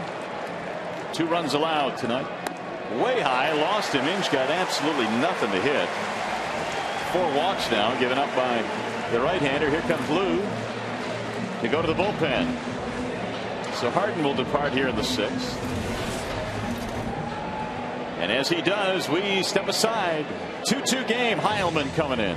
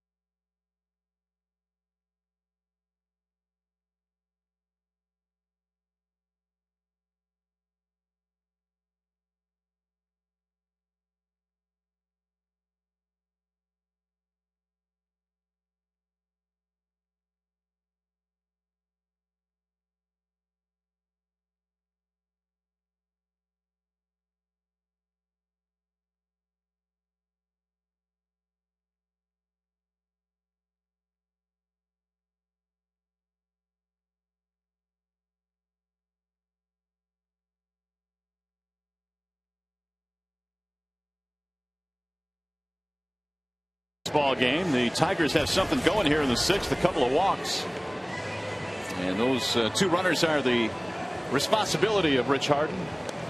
4 walks in this game to 3 strikeouts. Yeah, both starting pitchers a little erratic in the strike zone today with 4 base on balls.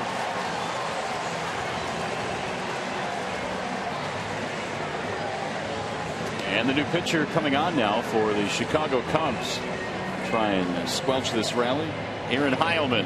And 31st game that Aaron has been in this year, and the Tigers have a legitimate shot of scoring one of the 2 inherited base runners that he will inherit. He has inherited 21 this year, 11 of which have come around to touch home plate. So he has not been able to stop the bleeding when Lou Piniella has called upon him. So here's Ordonez now trying to break the tie. 2-2 is our score. Down the middle it comes. 0-1. Looks like a big boy. Real big.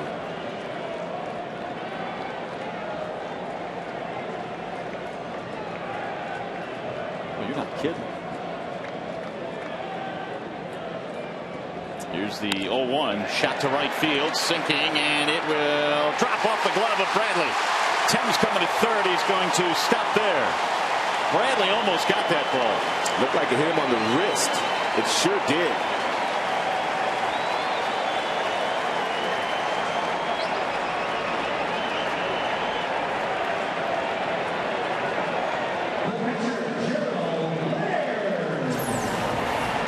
Looked like he had a beat on it. He dove for it, and the ball hit him right on the wrist, right on the heel of the glove. Marcus Thames had to pause momentarily. As a matter of fact, he was going back to second base. And then once he saw the ball fall, he was able to get to third, and Inge able to scoot down to second. It'll be ruled a base hit on the diving attempt by Milton Bradley. They're loaded up with 1 out and a chance for Gerald Laird. Keep it simple. Think about hitting a fly ball to right field. That will keep you on the baseball, and more than likely you will not swing at anything out of the strike zone. Way outside. Last time up, he did get a pretty good swing at a fastball that was down from Rich Harden.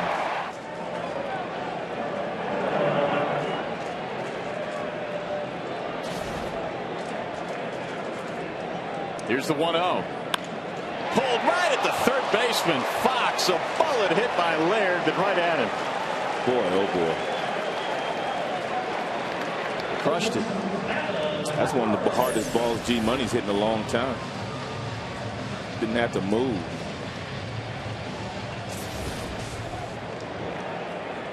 Two outs now for Adam Everett.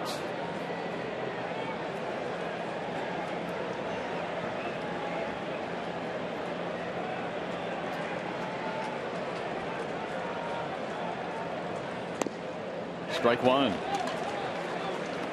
And Tigers have been an outstanding team this year with the bases loaded. As you get to look at Adams' career numbers with the sacks full. And he has come up with big hit after big hit all year long for the Tigers. Hit a grand slam against Cleveland back on May 2nd. 1 ball, 1 strike. 1 for 5 career against Heilman. He is batting here with the bases loaded and 2 outs. 2-1. Heilman goes 6-5. 227. 227, huh?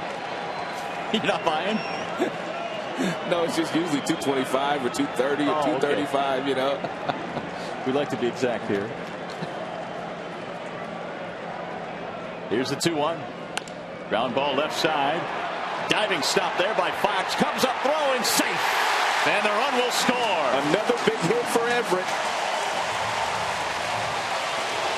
27th RBI for Adam Everett. Tigers lead 3-2. Fox couldn't get up. He showed some nice range to his left. But once he got there, he had a difficult time of gathering himself and getting back to his feet to make a play. He had a play at second had he been able to get up with Maglio running, and most definitely had a play at first with Everett running. The ball was hit rather sharp. He looked like Fred Flintstone trying to start his car. Yeah, he did. Shuffling those feet. Here's Curtis now. Base is still loaded. Tigers take the lead on the 2-out infield hit. Go ahead and bust it open, Curtis.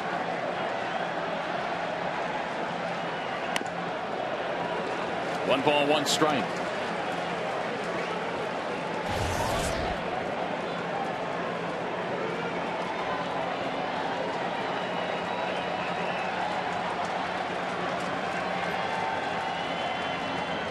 Swing and a miss. Nice 1-2. Nice change piece.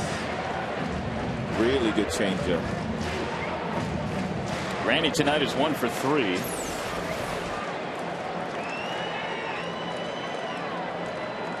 And that run belongs to Harden. And the 1-2. 2 balls, 2 strikes. Most pitchers don't use their changeup as their out pitch. Usually they use the changeup as to set up the pitch they want to get you out with. But Heilman, through back-to-back changeups there to Granderson, using it for his out pitch. Unless you've got a Trevor Hoffman changeup, a Fernando Rodney changeup. Not a good pitch to throw with 2 strikes. Now it's full at 3-2. This will be interesting with the runners on the move. Well, he may as well throw another changeup, because if he throws Curtis that fastball, Curtis is going to bust it. Polanco on deck. Crowd to its feet.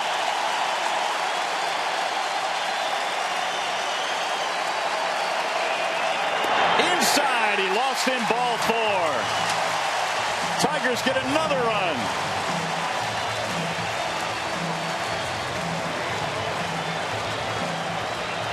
Heilman is coming on, has given up a single, a bullet for an out, another base hit, now a base loaded walk.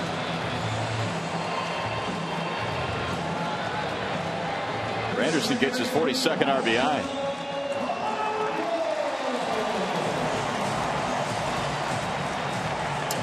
Hey fans, visit the official online shop of the Detroit Tigers at Tigers.com. Browse the largest selection of authentic Tigers gear, including clubhouse, cap, t-shirts, jerseys, sweatshirts, and much, much more.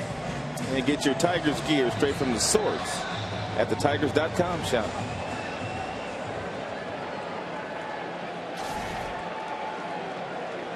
So here is Polanco. Bases are still loaded, 4-2. Tigers have scored twice here in the bottom of the 6th. And now a real good opportunity to break it open. This is the 8th man to bat in the inning. And he pulls a ground ball to short. They will get the force to retire the side. But the Tigers grab the lead again with a 2-run frame. We go to the 7th.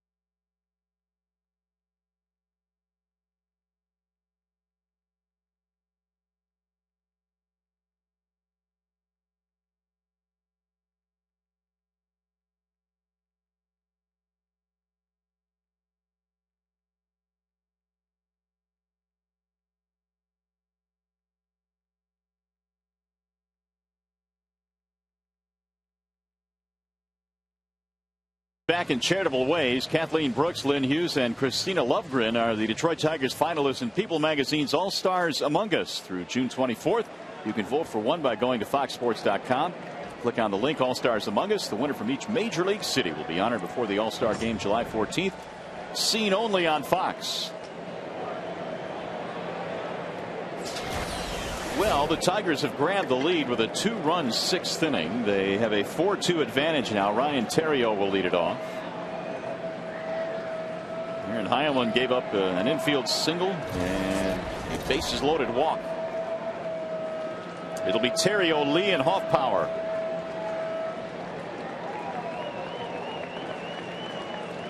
Theriot 2 out of 3 tonight. Fouled away. 1 ball, 1 strike. Minor did a nice job in limiting the damage in the 6th inning. All the Cubs could do was tie the game up. Zach back out here in the 7th.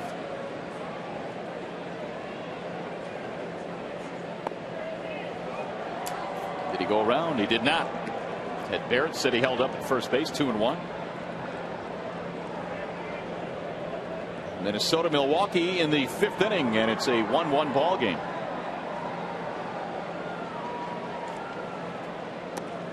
Tigers coming into play tonight had a 4-game lead over Minnesota. 6 up on Chicago. Yeah, Milwaukee lost to Minnesota last night. And believe it or not, Joe Mauer went 0 for 5 in that game last night. What happened? Batting average is under 400 now.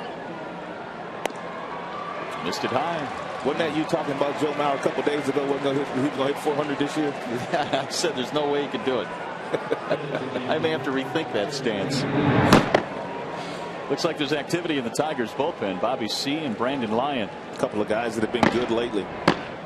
Lyon has been really good in his last 10 appearances. And Bobby C. has been really good against left-handers. He's pretty much a specialist for the Tigers. Here's Derek Lee. Ground ball left side. It's going to get through, and that'll extend the hitting streak for Derek Lee. Is single to left. He's hit safely now in 21 straight. And more importantly now, the first 2 men on, tying runs aboard with nobody out. Here comes Jim Leyland again. And he's going to want the left-hander with Hoffpower due up. So Minor got his ground ball, but it found a hole. And as he gives up the baseball, we step aside again. Bobby C. coming in a 4-2 game.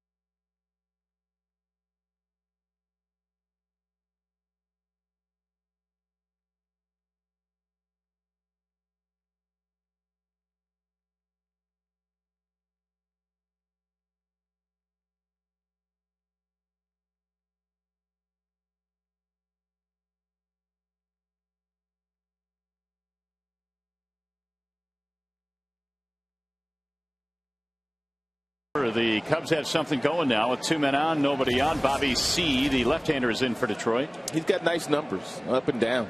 And 32nd game he's been in, has 14 holes. The earned run average is respectable. And that last note, the opponent's batting average 215. Left-handers hitting 220 this year against Bobby. So Hoffpower now with runners at first and second. First pitch inside from Bobby C., who has done a really good job according to Jim Leland. He has been one of those guys that has been consistent. 1.74 ERA over his last 16 outings. He's been in a pretty good stretch recently. He'll use that first pitch as well to knock the left-handers off the plate and get them thinking about the inside fastball. And he can go a couple of different ways now. He can go back in or simply go away with something firm. Goes away with a strike in the outside corner. 9 hits for the Chicago Cubs. They have managed just 2 runs so far. Most left-handed hitters, when they go up against a guy that is a specialist, that usually comes in against left-handers, they will sit on breaking balls because more than likely they're going to get 1 or 2.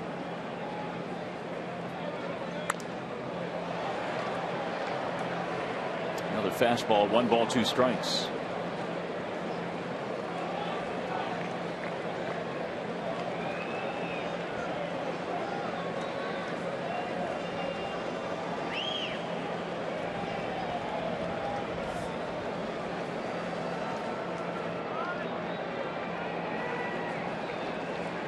One ball, 2 strikes. Micah Hoffpower.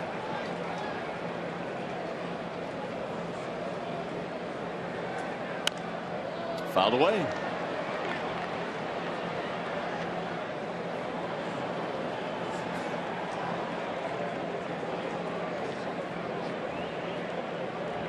Hoffpower is single in 3 at bats. Their minor league player of the year last year with good reason. 362 average. He knocked in 100. Big year at Iowa last season. He has the tying runs on here. Into center field. Granderson on the run. Makes the catch. Right at the Tigers center fielder for out number 1. That breaking ball was probably about a couple of inches off the plate outside, but Hoffpower knew he was going to get that breaking ball because every other pitch Bobby had thrown him had been a fastball. That ball's off the plate, and he reaches out with one hand and hits a seed in the center field, but Granderson with real good speed able to run it down.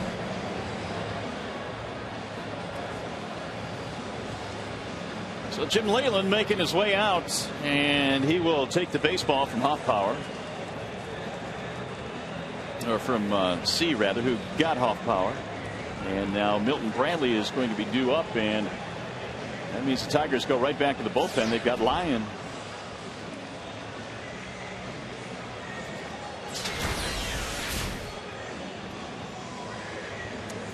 Well, the Cubs organization hasn't won a World Series since 1908, and they've struggled last few years. They've been able to get to the postseason, but just have not been able to get over the hump.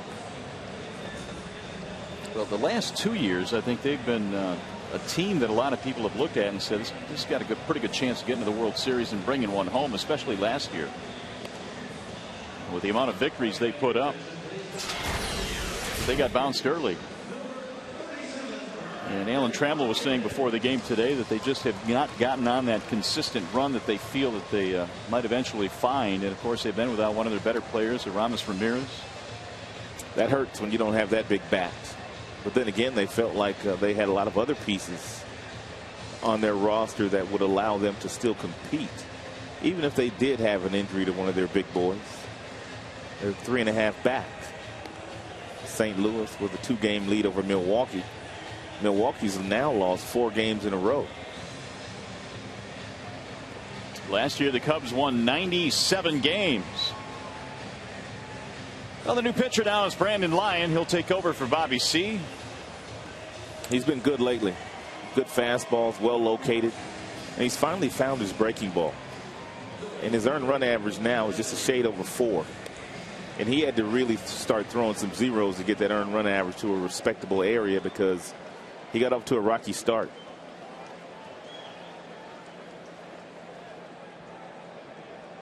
So Milton Bradley will step in, and now Lyon trying to protect the 2-run lead. Bradley walked to lead things off in the 6th.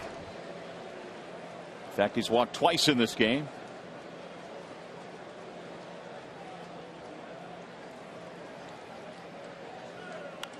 Fouled away, 0-1.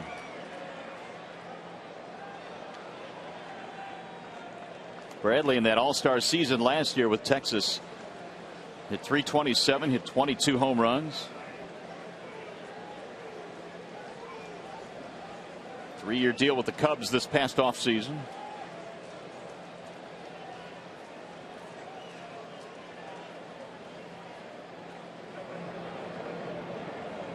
Swing and a miss. Lyon at 93 with that fastball, 0-2. Bradley's been getting a steady diet of fastballs in this series. Steady diet of them.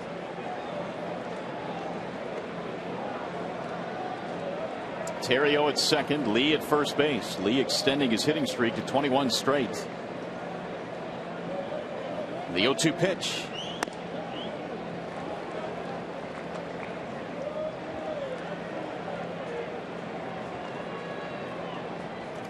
Tigers bullpen this year with an ERA of 4.24. Their starters have been 4.06.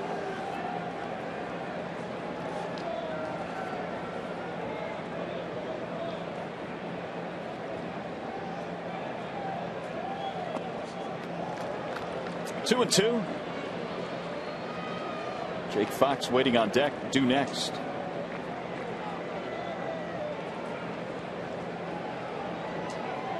There's been another back and forth ball game here this evening. Tigers led 1-0. Cubs tied it up. Tigers went ahead. Cubs tied it up. Tigers went ahead again.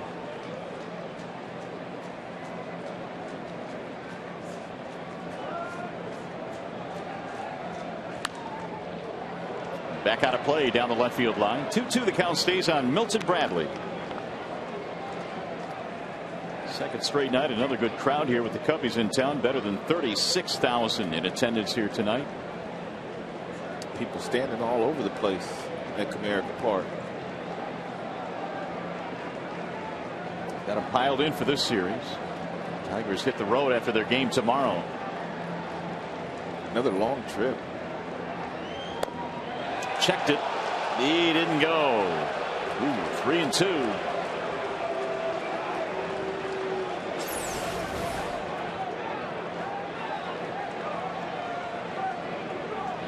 It was almost a strike. Yes, it was. They've thrown Milton all fastballs.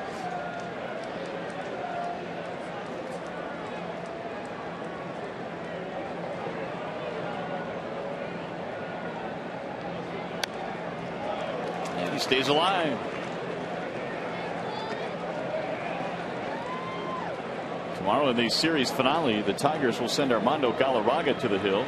We'll wrap up this series, and Ted Lilly will be going for Chicago. He's been playing or pitching some pretty good baseball in the month of June. Be another good matchup.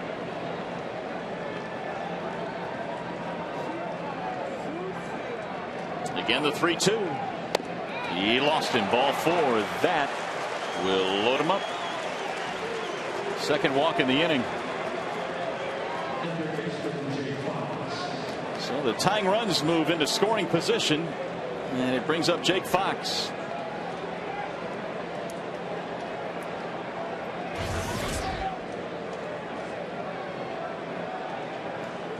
Fox, the former Michigan Wolverine, stands in now with the bases loaded. He was tearing it up at Iowa, hitting over 400 when he was called up in June. And he's got a big chance here to get his team back into the game or tie it up. Swing and a miss. 0-1.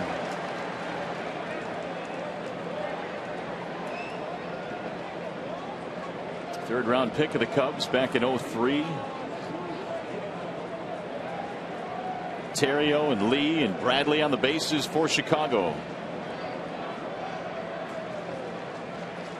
The 0-1. Ground ball foul, third base side. So now Lyon has him in the hole. No balls, 2 strikes.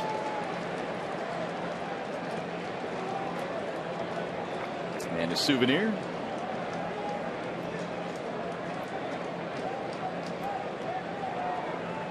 The guy knew he had no chance to keep that ball. If he didn't give that ball up, he was in big time trouble. Yes, indeed.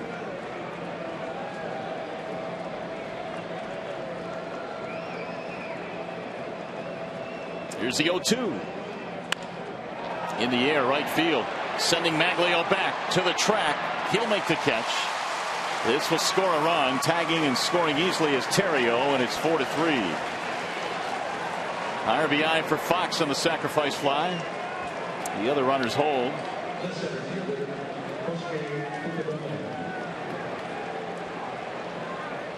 It's his 6th RBI. And that run is the property of Zach Miner, who started the inning. Here's Fukudome. Every time the Tigers have scored in this game, the Cubs have come right back. Good breaking ball for strike one to the outer edge. Fukudome is 1 for 3. And in the series now 1 for 7.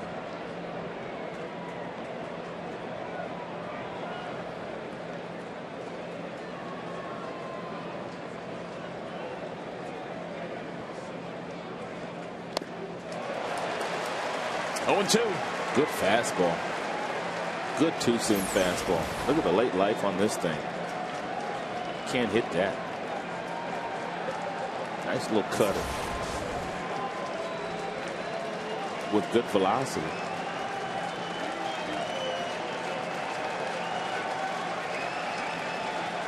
Fukudome played 9 years in Japan before coming over stateside, signing with the Cubs. He was a 2-time batting champ there. He's in a big spot here, down 0-2. Missed it outside. 1 ball and 2 strikes. In fact, he also won an MVP award back in 2006 in Japan. He has not lived up to the expectations and that the Cubs thought that he would live up to when they did sign him. When they brought him over from Japan, he struggled in a Cubs uniform.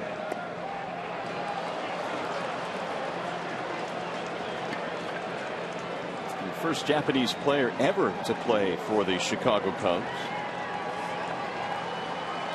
He has run the count to 2 balls, 2 strikes. Crowd trying to get back into it now.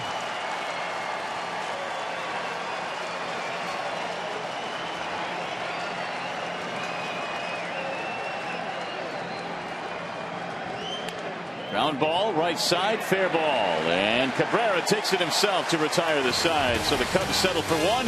We go to the stretch. Cabrera, Thames, Kelly coming up.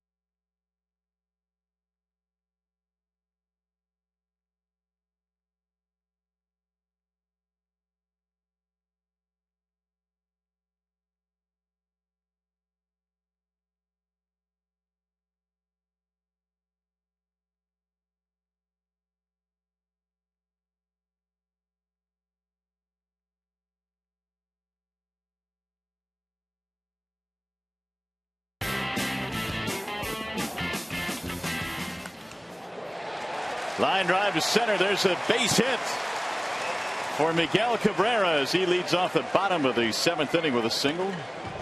AT&T, the nation's fastest 3G network. AT&T, your world delivered. Miguel delivering tonight with a homer and a single. So Heilman, who came on and had a rocky 6th, and now going to face Marcus Thames. As the Tigers try and get that run back they gave up in the top of this inning. 4-3, Tigers lead. Marcus, a walk and a run scored. And when you look at big plays in this game, maybe that dropped pop-up by Soto will be considered one of the biggest. It was Marcus who popped it up in foul ground in the 6th. And a play that Soto probably should have made was charged with an error that kept Thames alive, and he ended up walking and scoring, leading to a 2-run Tigers 6th. Got under that one, lifts it in the air toward left for Soriano. Cabrera retreats. 1 out. We'll bring up Don Kelly.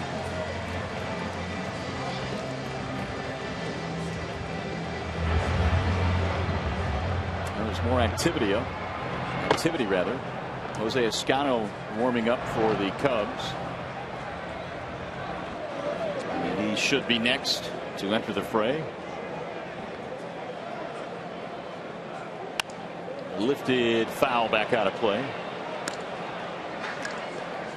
For Kelly tonight, 0 for 3, but he was robbed on a nice play by the first baseman Hoffpauir. He was back in the 4th.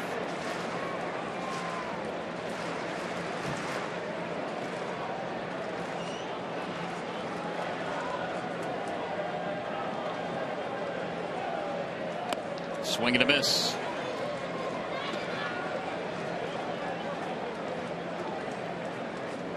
Jim Leyland was asked about Kelly's contributions before the game today, and he says that he feels that this time in the big leagues that Donnie probably feels like he belongs down. Not a whole lot more to accomplish in the minor leagues. He's had a couple of tastes of the big leagues, and this is a good chance for him. But he waves and misses, and down he goes. He was dusted by Heilman that time. 2 gone. So it's going to be up to Brandon Inge.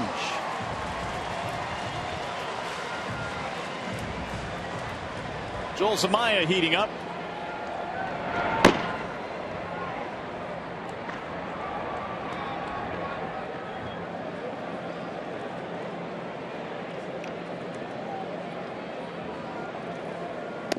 Ball 1.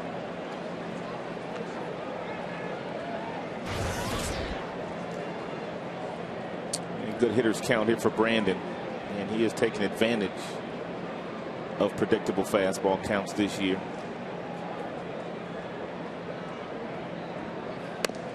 Ooh, good pitch. Well located fastball away from the arm side.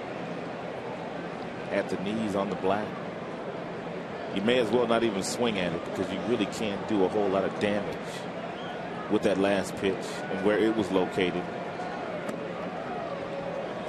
He likes his changeup a lot. Throws it to right-handers, throws it to left-handers. Got in trouble with that changeup to Granderson. Last half inning, walked him with the bases loaded. Good. Wave and a miss. 2-2 now on Brandon Inge. Walked and scored in the 6th inning. Otherwise, a fly ball and a ground out.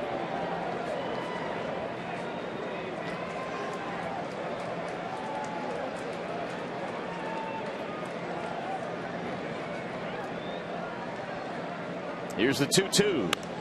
Grounded toward third, foul. Brandon goes into that emergency hack with 2 strikes. He chokes up on the bat just a hair, which gives him more control with the bat.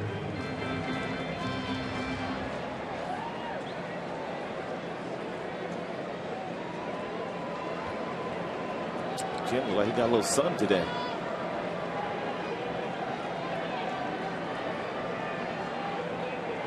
Probably not at the beach. He might have got it here during early BP. Lifted back out of play.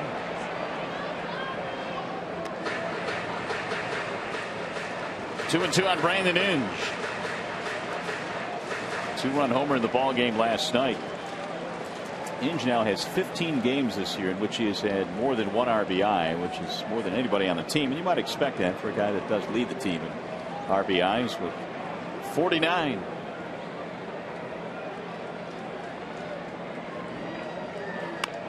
Checked it again and fouled it back out of play. 2-2 the count stays on Brandon Inge. Interleague play beginning to wind down. We're talking about that road trip coming up for Detroit, the first 3 of which will be played in Houston against the Astros. And that's it.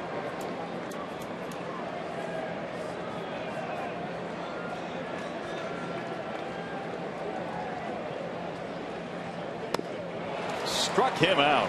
And the Tigers get a leadoff single, but stranded. Time for an exclusive sneak peek of Ice Age: Dawn of the Dinosaurs, opening July 1st.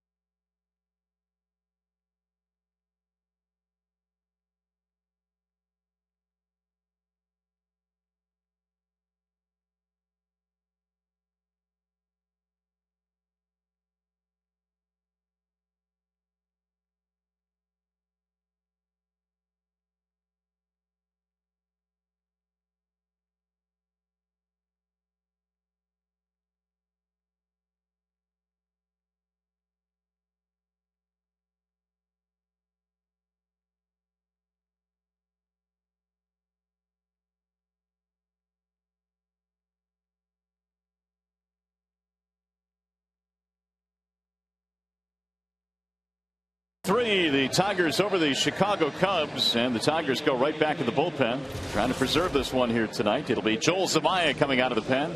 Well, I like what Jim's doing here.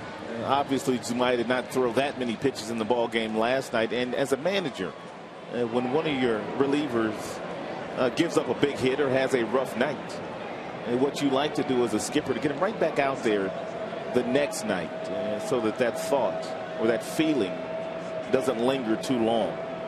Of course, Joel gave up the huge home run to Hoffpower in last night's game. Meanwhile, Leland pulling out all the stops here. This is the 6th Tigers pitcher in this game. First pitch breaking ball to Giovanni Soto. Soto, Fontenot, and Soriano in the 8th.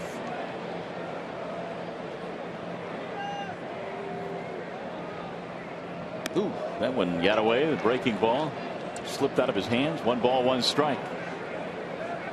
I think Joel may have had the best fastball that I've seen him have in a long time in last night's game. High fly ball, right field. It's a routine play for Maglio. 1 gone. Let's take a look at that matchup last night between he and Hoffpower. First pitch breaking ball, and then he's going to throw a couple of fastballs right by him. And then he and Laird could not get together on the signs. And Joel shook off the fastball, shook off the curveball, shook off the fastball again before finally settling on the changeup. And we all know the result. 2-2 changeup right down the middle, faded right into Hoffpower's happy zone, and momentarily the Cubs took the lead. Well, you know, as they say, the catcher can put the fingers down, but ultimately it's up to the pitcher to throw what he wants to throw. Well, Gerald Laird told me before the game the mistake that he made is that he did not get up out of his crouch and go out to the mound to ask Joe, why do you want to throw a changeup here? to a guy that cannot catch up to your fastball. Meanwhile, he just threw one at 101 right by Fontenot. And Joel said that changeup is pretty much going to be in his back pocket in situations where the game is on the line.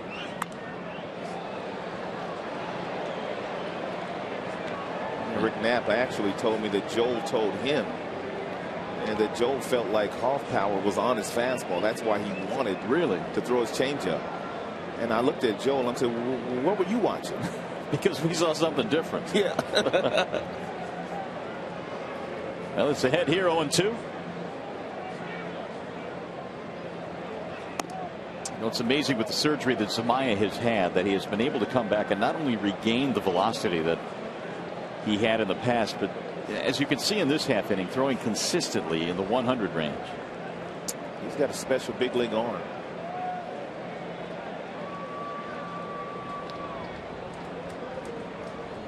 Here's the 1-2. Got him. Fontenot is out of there.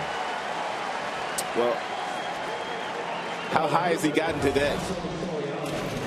Oh, they say 104 again today with the fastball. 80 of a low for Joel, courtesy of Comcast. Here is Soriano. Be careful here with Soriano. He's got that big heavy bat. If he just touches one of these 100-mile-per-hour fastballs and gets it up, it'll travel out of here. So be careful. Whoa. There's a big swing. 0-1. These two have never met before. Soriano 1 for 4. A couple of hits in the series so far.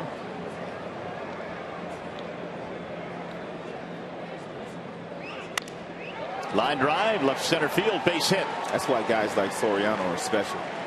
And that's why he's getting paid the kind of money that he gets paid. He can turn around a fastball that's 100 miles an hour. So the tying run is on. That's going to bring up Ryan Theriot. You know, Rick Knapp also said something about that situation last night with Joel. He said he would never say never, but he says last night was a tremendous learning experience for Zumaya. Giving up that home run on that pitch in that situation. For future times he's faced with that type of situation. Well, obviously when Joel was a starter, he used all 3 of his pitches, and you know, now it's a different scenario when he comes in to pitch an inning, whether it's the 8th or 9th or the 7th. When you get burned on that 3rd pitch in your arsenal, yeah, that's not good. No. And that may stay with him for a while. How about this back-to-back breaking balls here to Theriot for strike 2. No balls, 2 strikes. Laird putting down the fingers. Throw him another one. Yeah. And he wouldn't chase it.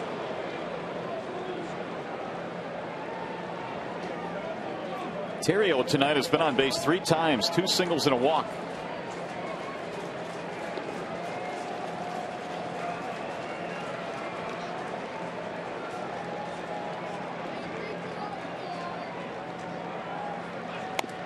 Checked it. No, it didn't go. Ted Barrett said he held up. 2-2. Zumaya got the fly ball from Soto, the strikeout of Fontenot, and Soriano single for the 10th Chicago hit of the night.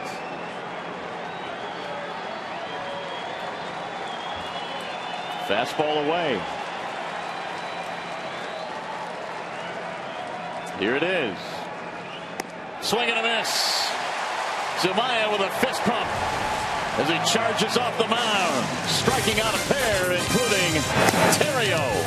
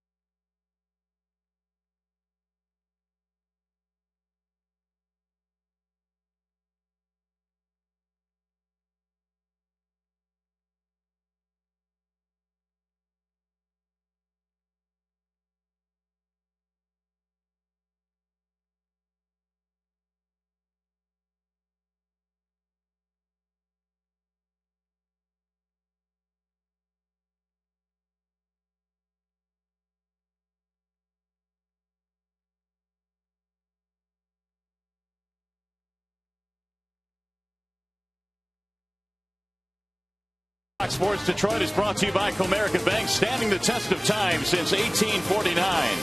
And by Beaumont Hospitals. Do you have a Beaumont doctor? How about our Comerica game summary? Here it is. Cabrera and Laird with solo home runs tonight for the Tigers. Giovanni Soto with a solo shot in the 5th inning. The Tigers' 6th included 3 walks and 2 runs. And so far, that is the difference in this game. Get him any way you can. That is true. And the Tigers now will face a new pitcher, Jose Escanio. Man, 13th game now Escanio has been in. Comes in with an earned run average at 3. 18 strikeouts in 15 innings. Against 8 walks. Surrendered 1 long ball. And the batting average against 246. So the Tigers looking for some insurance here as we go to the bottom of the 8th, leading by a single digit. It'll be Ordonez to start things off. Maglio is 1 for 3. He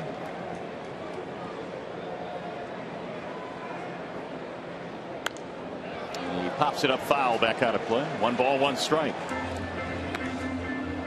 The new look Maglio Ordonez gone is the long black wavy hair. You think he just got up this morning and said, you know what, I'm going to cut this stuff off? Could have been. He might have said enough is enough. Let's try and turn this thing around.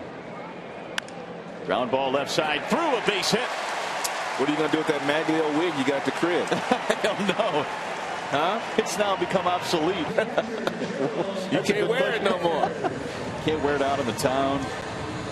That's sad. Here's the old Maglio, the new Maglio. Yeah, that's what he looked like when he left yesterday on the left. And today, looked like a young Maglio. Face looks thinner. It sure does. A couple base hits today for Maglio, too. Good for him. So Anderson will pinch run for him.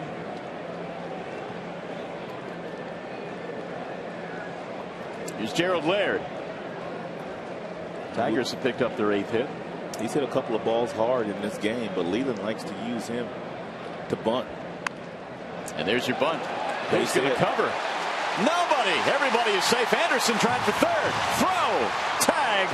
Out. Not good by Anderson. Oh. He's got speed, but he's not got that kind of speed.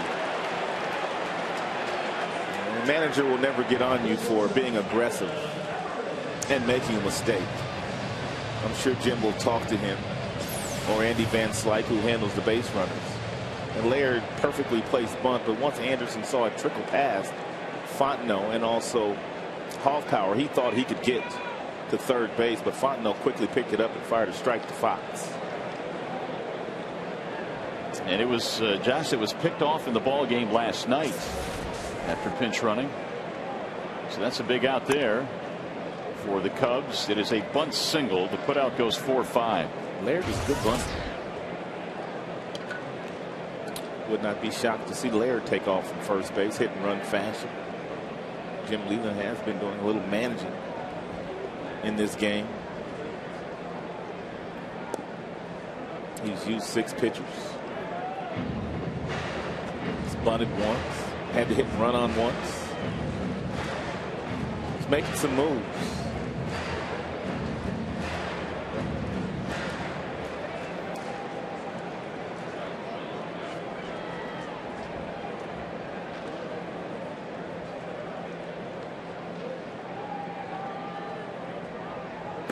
Everett looks at a strike.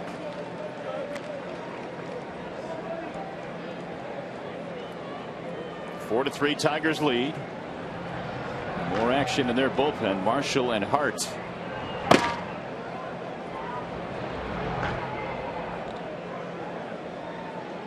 Everett had an RBI single in the 6th. It came with 2 outs. Runner goes and is looped foul. It's good play. Start the runner. Force Everett into swinging. Might find a sink. Play a little 1st and 3rd. And when the pitcher falls behind you 2-1, you pretty much know. And the other manager's not going to pitch out in that situation. So you pretty much get a free swing there.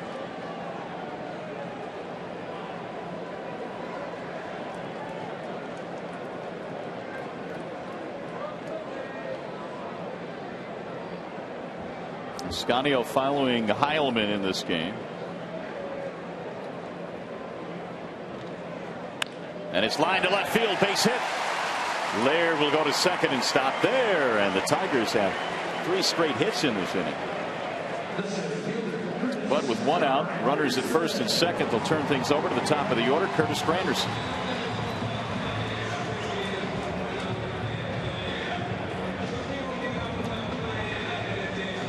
Randy had that bases loaded walk in the 6th, knocking in a run. That was Lou Piniella. Taking that slow Lou walk out to the mound.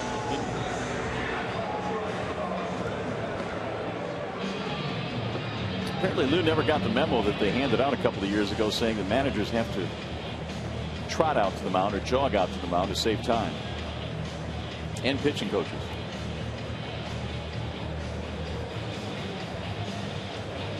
Lou's calling the umpire out. Or is he calling for a pitching change? Yeah, he's calling for a pitching change. That's going to be it for the right-hander with Granderson due up. Curtis now talking to Lloyd, and they'll talk over how they're going to deal with the new pitcher. Pitch and change. We'll be back.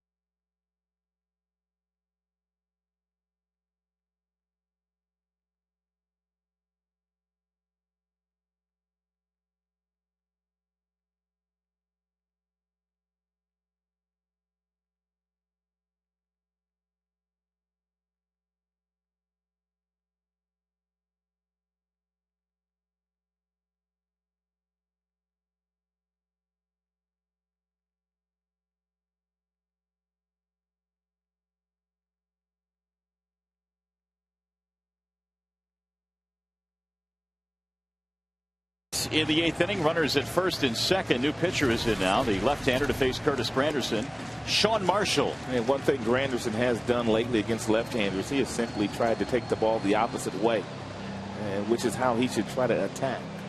Sean Marshall, 35 strikeouts for Marshall in 53 innings pitched this year against 19 walks. Also has quite a few decisions. He's 3 and 5. That's a lot of decisions. Big left-hander. Richmond, Virginia, ready to go to work now, and he'll face the top of the order.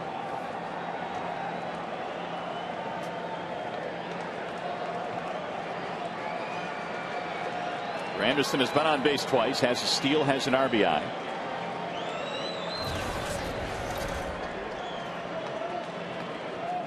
Tigers would like to make it a little bit more comfortable when they get to the 9th inning in this one. First pitch strike, 0-1.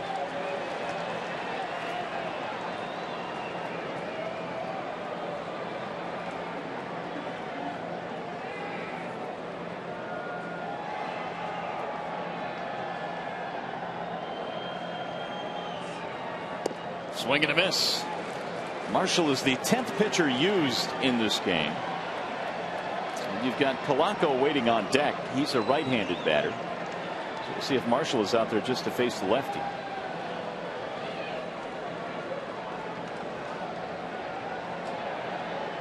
The 0-2. Swing and a miss on the breaking. Boy, that was nasty. So Lou Piniella now is going to make another slow walk out to the mound.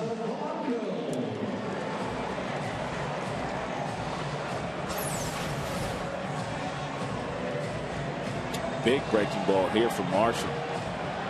Big hook. Marmol, he said. He was yelling it.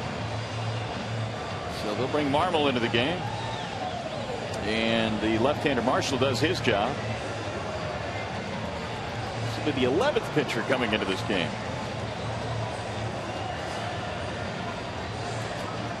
We talked about what's coming up for this ball club, and the Tigers just finished a long road trip. They got another one coming up. Yep, it's going to be hot in Houston, but you play indoors there. And then you get a little bit of break from the weather when you go out west to Oakland. Ball club stays in San Francisco. Oakland's playing a little bit better baseball. And then it's off to Minnesota. Tough place to play. Minnesota. Well, they have a tremendous home field advantage. And it's been a place that has not been very friendly to the Tigers over the years. This team's rolling right now, and they're trying to hold on to this game. The Tigers coming into play tonight had won 5 straight games. Tomorrow they're going to see another pretty good pitcher in Ted Lilly. Yeah, he's got nice numbers. But Tigers have real nice numbers against left-handed pitching. But his numbers at 304, the earned run average, 7 wins. He was also one of the starters for the United States in the World Baseball Classic. So Lilly very highly thought of, not only in Chicago, but in Major League Baseball. And Galarraga, it's simple for him. Somehow, some way, just needs to get on track. He may have gotten himself a win. And 5 days ago in that rain-shortened game, if he had not had to come out of that ball game, because the Tigers' offense showed up for him, and he was winning when he left, but he only pitched 4 innings. Well, the new pitcher now is Carlos Marmol. He's got electricity in his right arm. We saw that last night. He's got a fastball anywhere from 92 to 94. He's got a nice slider.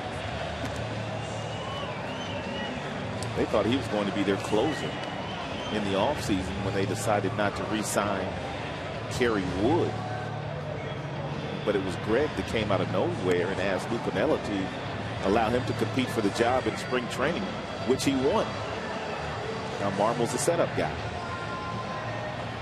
And Marmol will be facing Placido Polanco here. Tigers have 2 men on, 2 men out, trying to add to this 4-3 lead. Polanco says, let's go, let's get it on. And now he'll face Marmol. Placido single and a walk. What a series this has been so far. I mean, last night's game may have been one of the best played at Comerica Park this year. In fact, I think it was. Easily one of the best, maybe the best game, most entertaining game. And now tonight, another tight one. We've seen some good baseball in the last 3 games. Gallardo on Sunday, the Milwaukee Brewers going up against Verlander. What a game that was. And then you mentioned the other 2. First 2 games of this series. That's what it's all about, though. You got a first place club in the Tigers trying to get back to the postseason.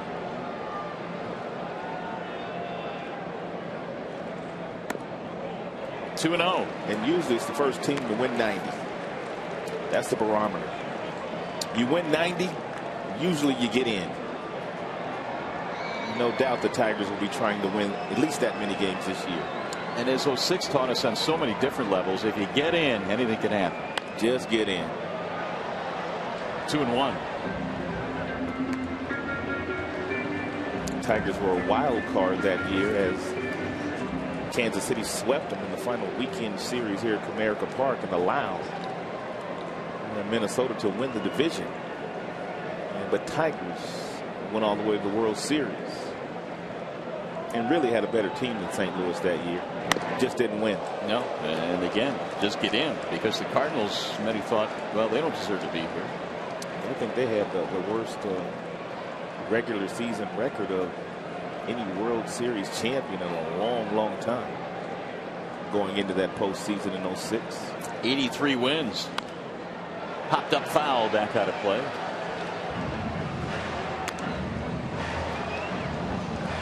Polanco tough to strike out, but as we told you, Marmol, he's got that legitimate strikeout pitch. Got a real good slider. Fastballs more often than not, Polanco puts in play. Outside. Runners going and moving up for ball 4.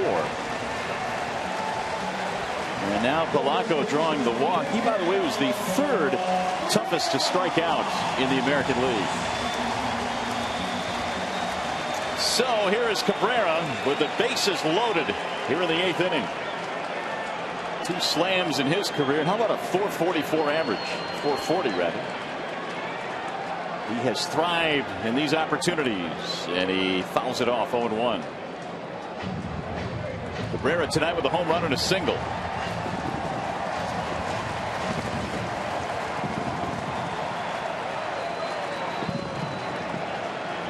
Fireworks here downtown tonight, and they've got him started. So they will provide the backdrop for the rest of this game. They look great so far. Here's the 1-1 outside. 2-1. We got a nice view of him, that's for sure. A great view.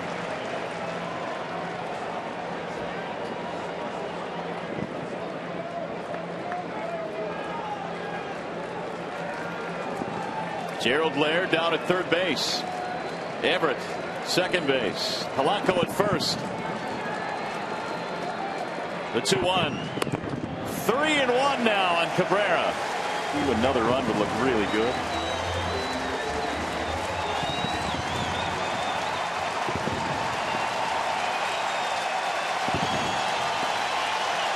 Marcus waiting on deck. Here comes the crowd. 36,438.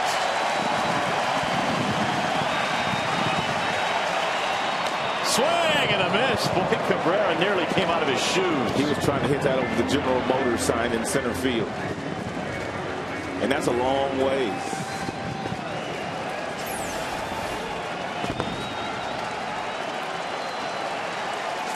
Three and 2. Runners going. Inside ball 4, and the Tigers get another run. A bases loaded walk. The second one in this game for Chicago pitching.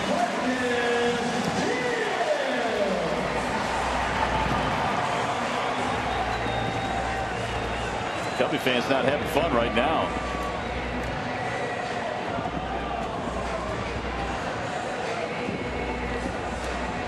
(5-3) Tigers. Cabrera gets his second RBI of the night, 46 for the year. Marmol comes on and walks 2 batters. Now he's got to deal with Marcus Tem. That is 7 free passes Tigers hitters have gotten tonight against Cub pitching. 7 of them. Meanwhile, Marcus at 520 with the bases loaded.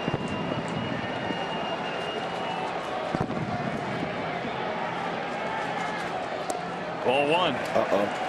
He done fell behind now.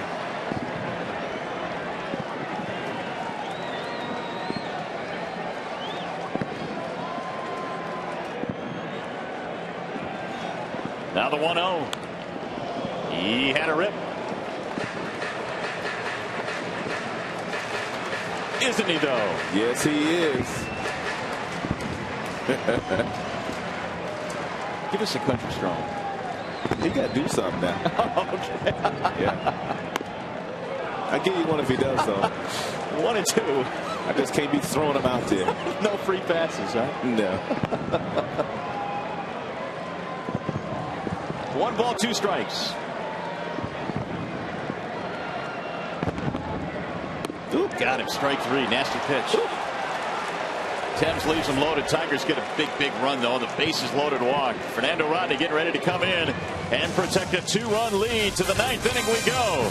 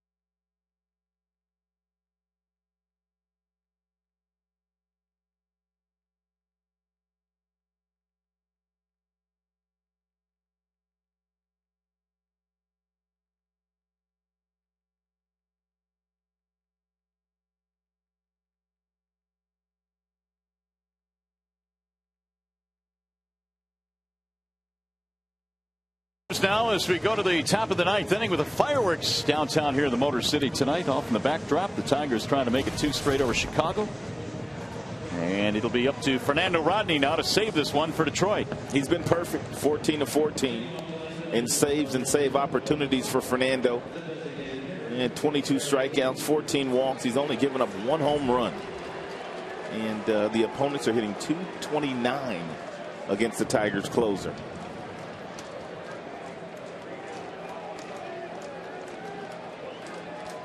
It's another reason why Jim Leyland's a good manager. In spring training, when he gave Rodney the closer's job, everybody questioned, what in the world are you doing? But Rodney has rewarded him with 14 straight saves. And he goes to work here against Derek Lee. First meeting between these two. Lee has a single, 2 walks, extending his hitting streak to 21 straight.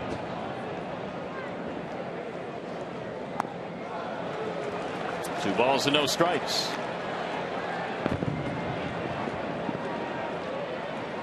5-3 Detroit, each team with 10 hits. Another nail biter tonight here at the ballpark.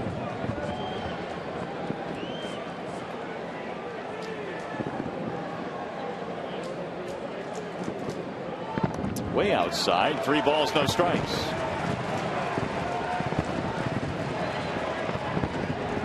Lee has already walked twice.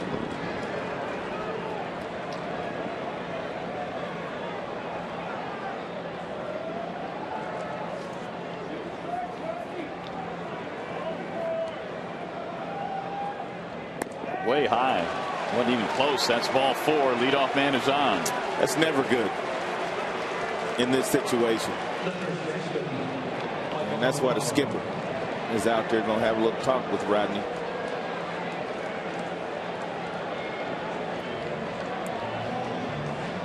Fernando tied for 7th in the American League with 14 saves. That is a career high for him.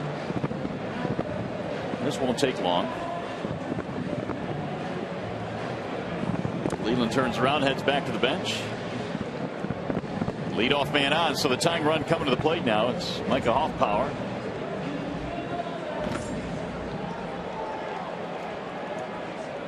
Hoffpower is 1 for 4.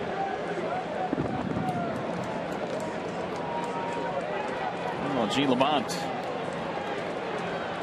The phone call down to the bullpen. Looks like Gino went with Maglio to get his haircut today.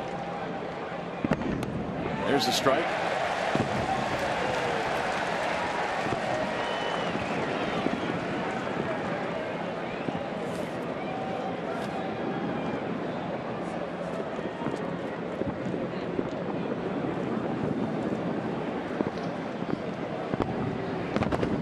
Here's the 0-1.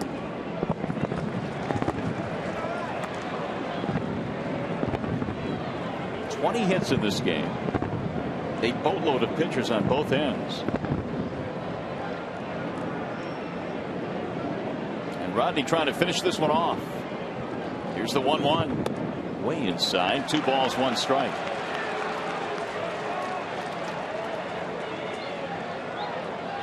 Zelaya came on in the 8th. Looked really good. Giving way to Rodney here in the 9th.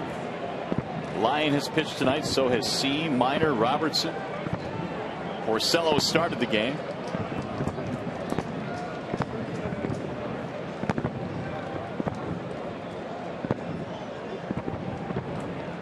Two-one pitch. Grounded foul. Now 2-2. Rodney gave him the changeup that time.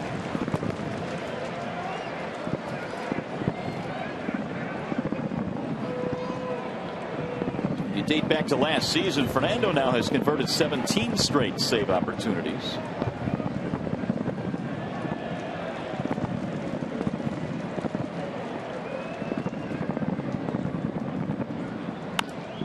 In the air, center field. Granderson not going to get there. Base hit. Tigers are playing no doubles, prevent defense, and that's why that ball drops. Hoffpower gets his 2nd hit. Tying runs are on now for Chicago. Nobody out.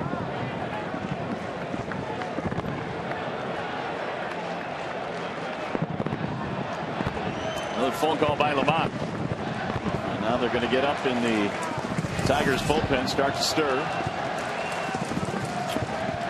Freddie Dulce, the only man standing down there, isn't he? I believe you're correct. He's standing now, starting to warm up. Ball one. Milton Bradley tonight has walked 3 times. There's Freddie.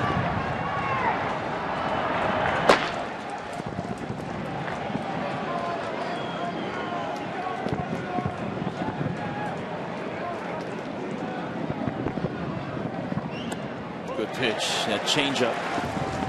Darting back into the strike zone. 1 ball, 1 strike on Milton Bradley.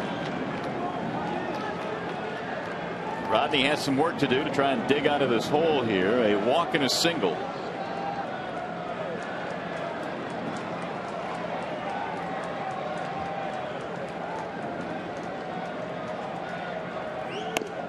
Strike called. A high strike, 1 and 2.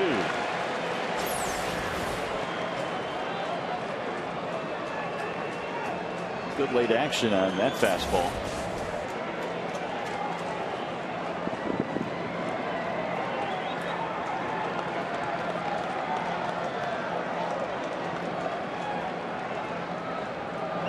Swing and a miss. Down he goes. 97 from Rodney. Them Milton boys had a tough time catching up with them fastballs in this series. 97 above the belt buckle. Tried to break that bat. Couldn't do it. Big out there. 1 gone. Now Jake Fox. Lee led it off with a walk, then Hoffpauir singled. Fox had a sac fly to drive in a run on his last at bat. Strike 1.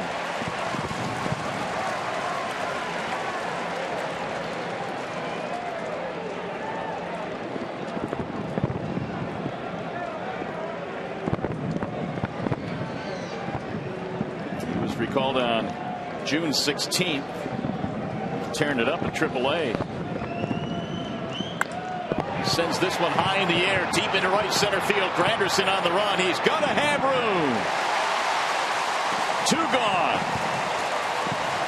The old center field at Comerica Park coming in handy.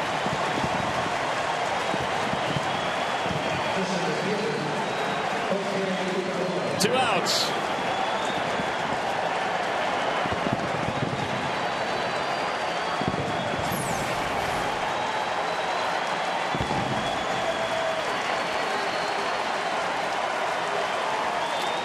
You got Hoffpauir going all the way to second base. And then obviously with his foot on the base, retreating back to first. Now Fukudome with 2 outs. Changeup.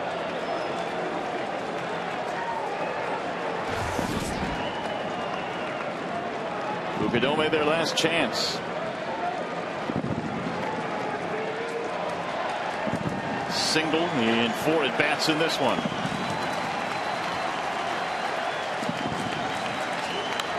Fouled away. 1 ball, 1 strike. The crowd to its feet here, hoping for 1 more out to extend the Tigers' winning streak to 6 in a row. But Fukudome stands in Rodney's way.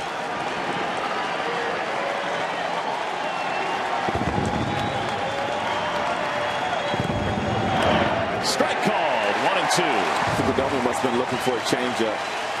He watched that fastball go by. Why would you sit on something you can't hit though?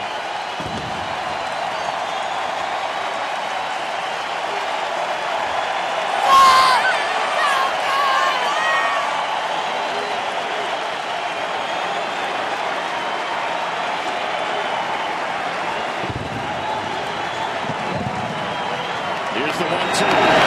Whoa. 101 for Rodney.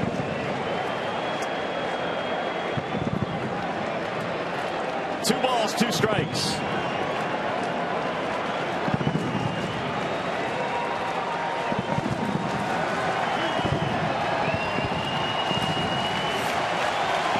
2 on, 2 outs. We're in the 9th inning. Here's the 2-2 pitch. Way high again. Changeup that just got away from him. Now it's 3-2, and boy, this really changes things because the 2 runners will be moving here. Gap shot could tie it up.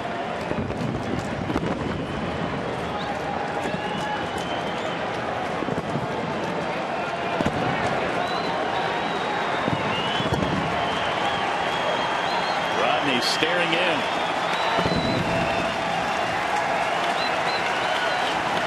Here's the 3-2. Fouled it off. And they're just reaching back, firing it. Runners retreat. It's Lee at second, off power at first. They reach with nobody out there, standing there now with 2 outs as the fireworks continue to boom.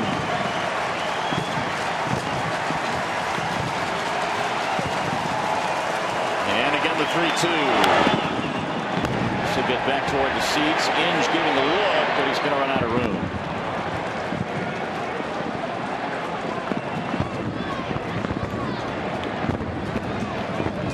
Fukudome is still alive.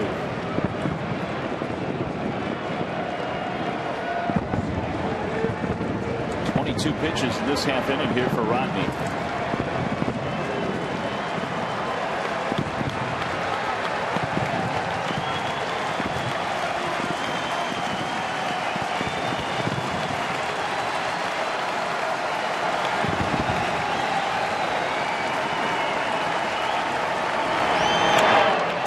Man, Fukudome fouling off pitch after pitch. Not going down without a fight. 8 pitch at bats so far for Kosuke Fukudome. Rally caps on for the Cubs fans here.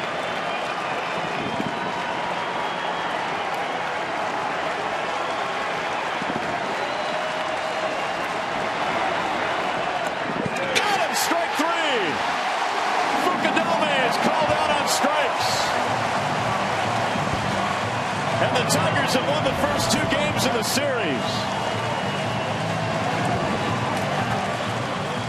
The Cubs 1 for 25 with runners in scoring position in this series. Ouch. How about that stat? Ouch. Big strikeout for Rodney, who saves it. Tigers win. And right now we check in with Mickey York with a preview of tonight's Tigers Live. All right, Mario, thank you. On a night this hot, no one can be blamed for talking about streaking.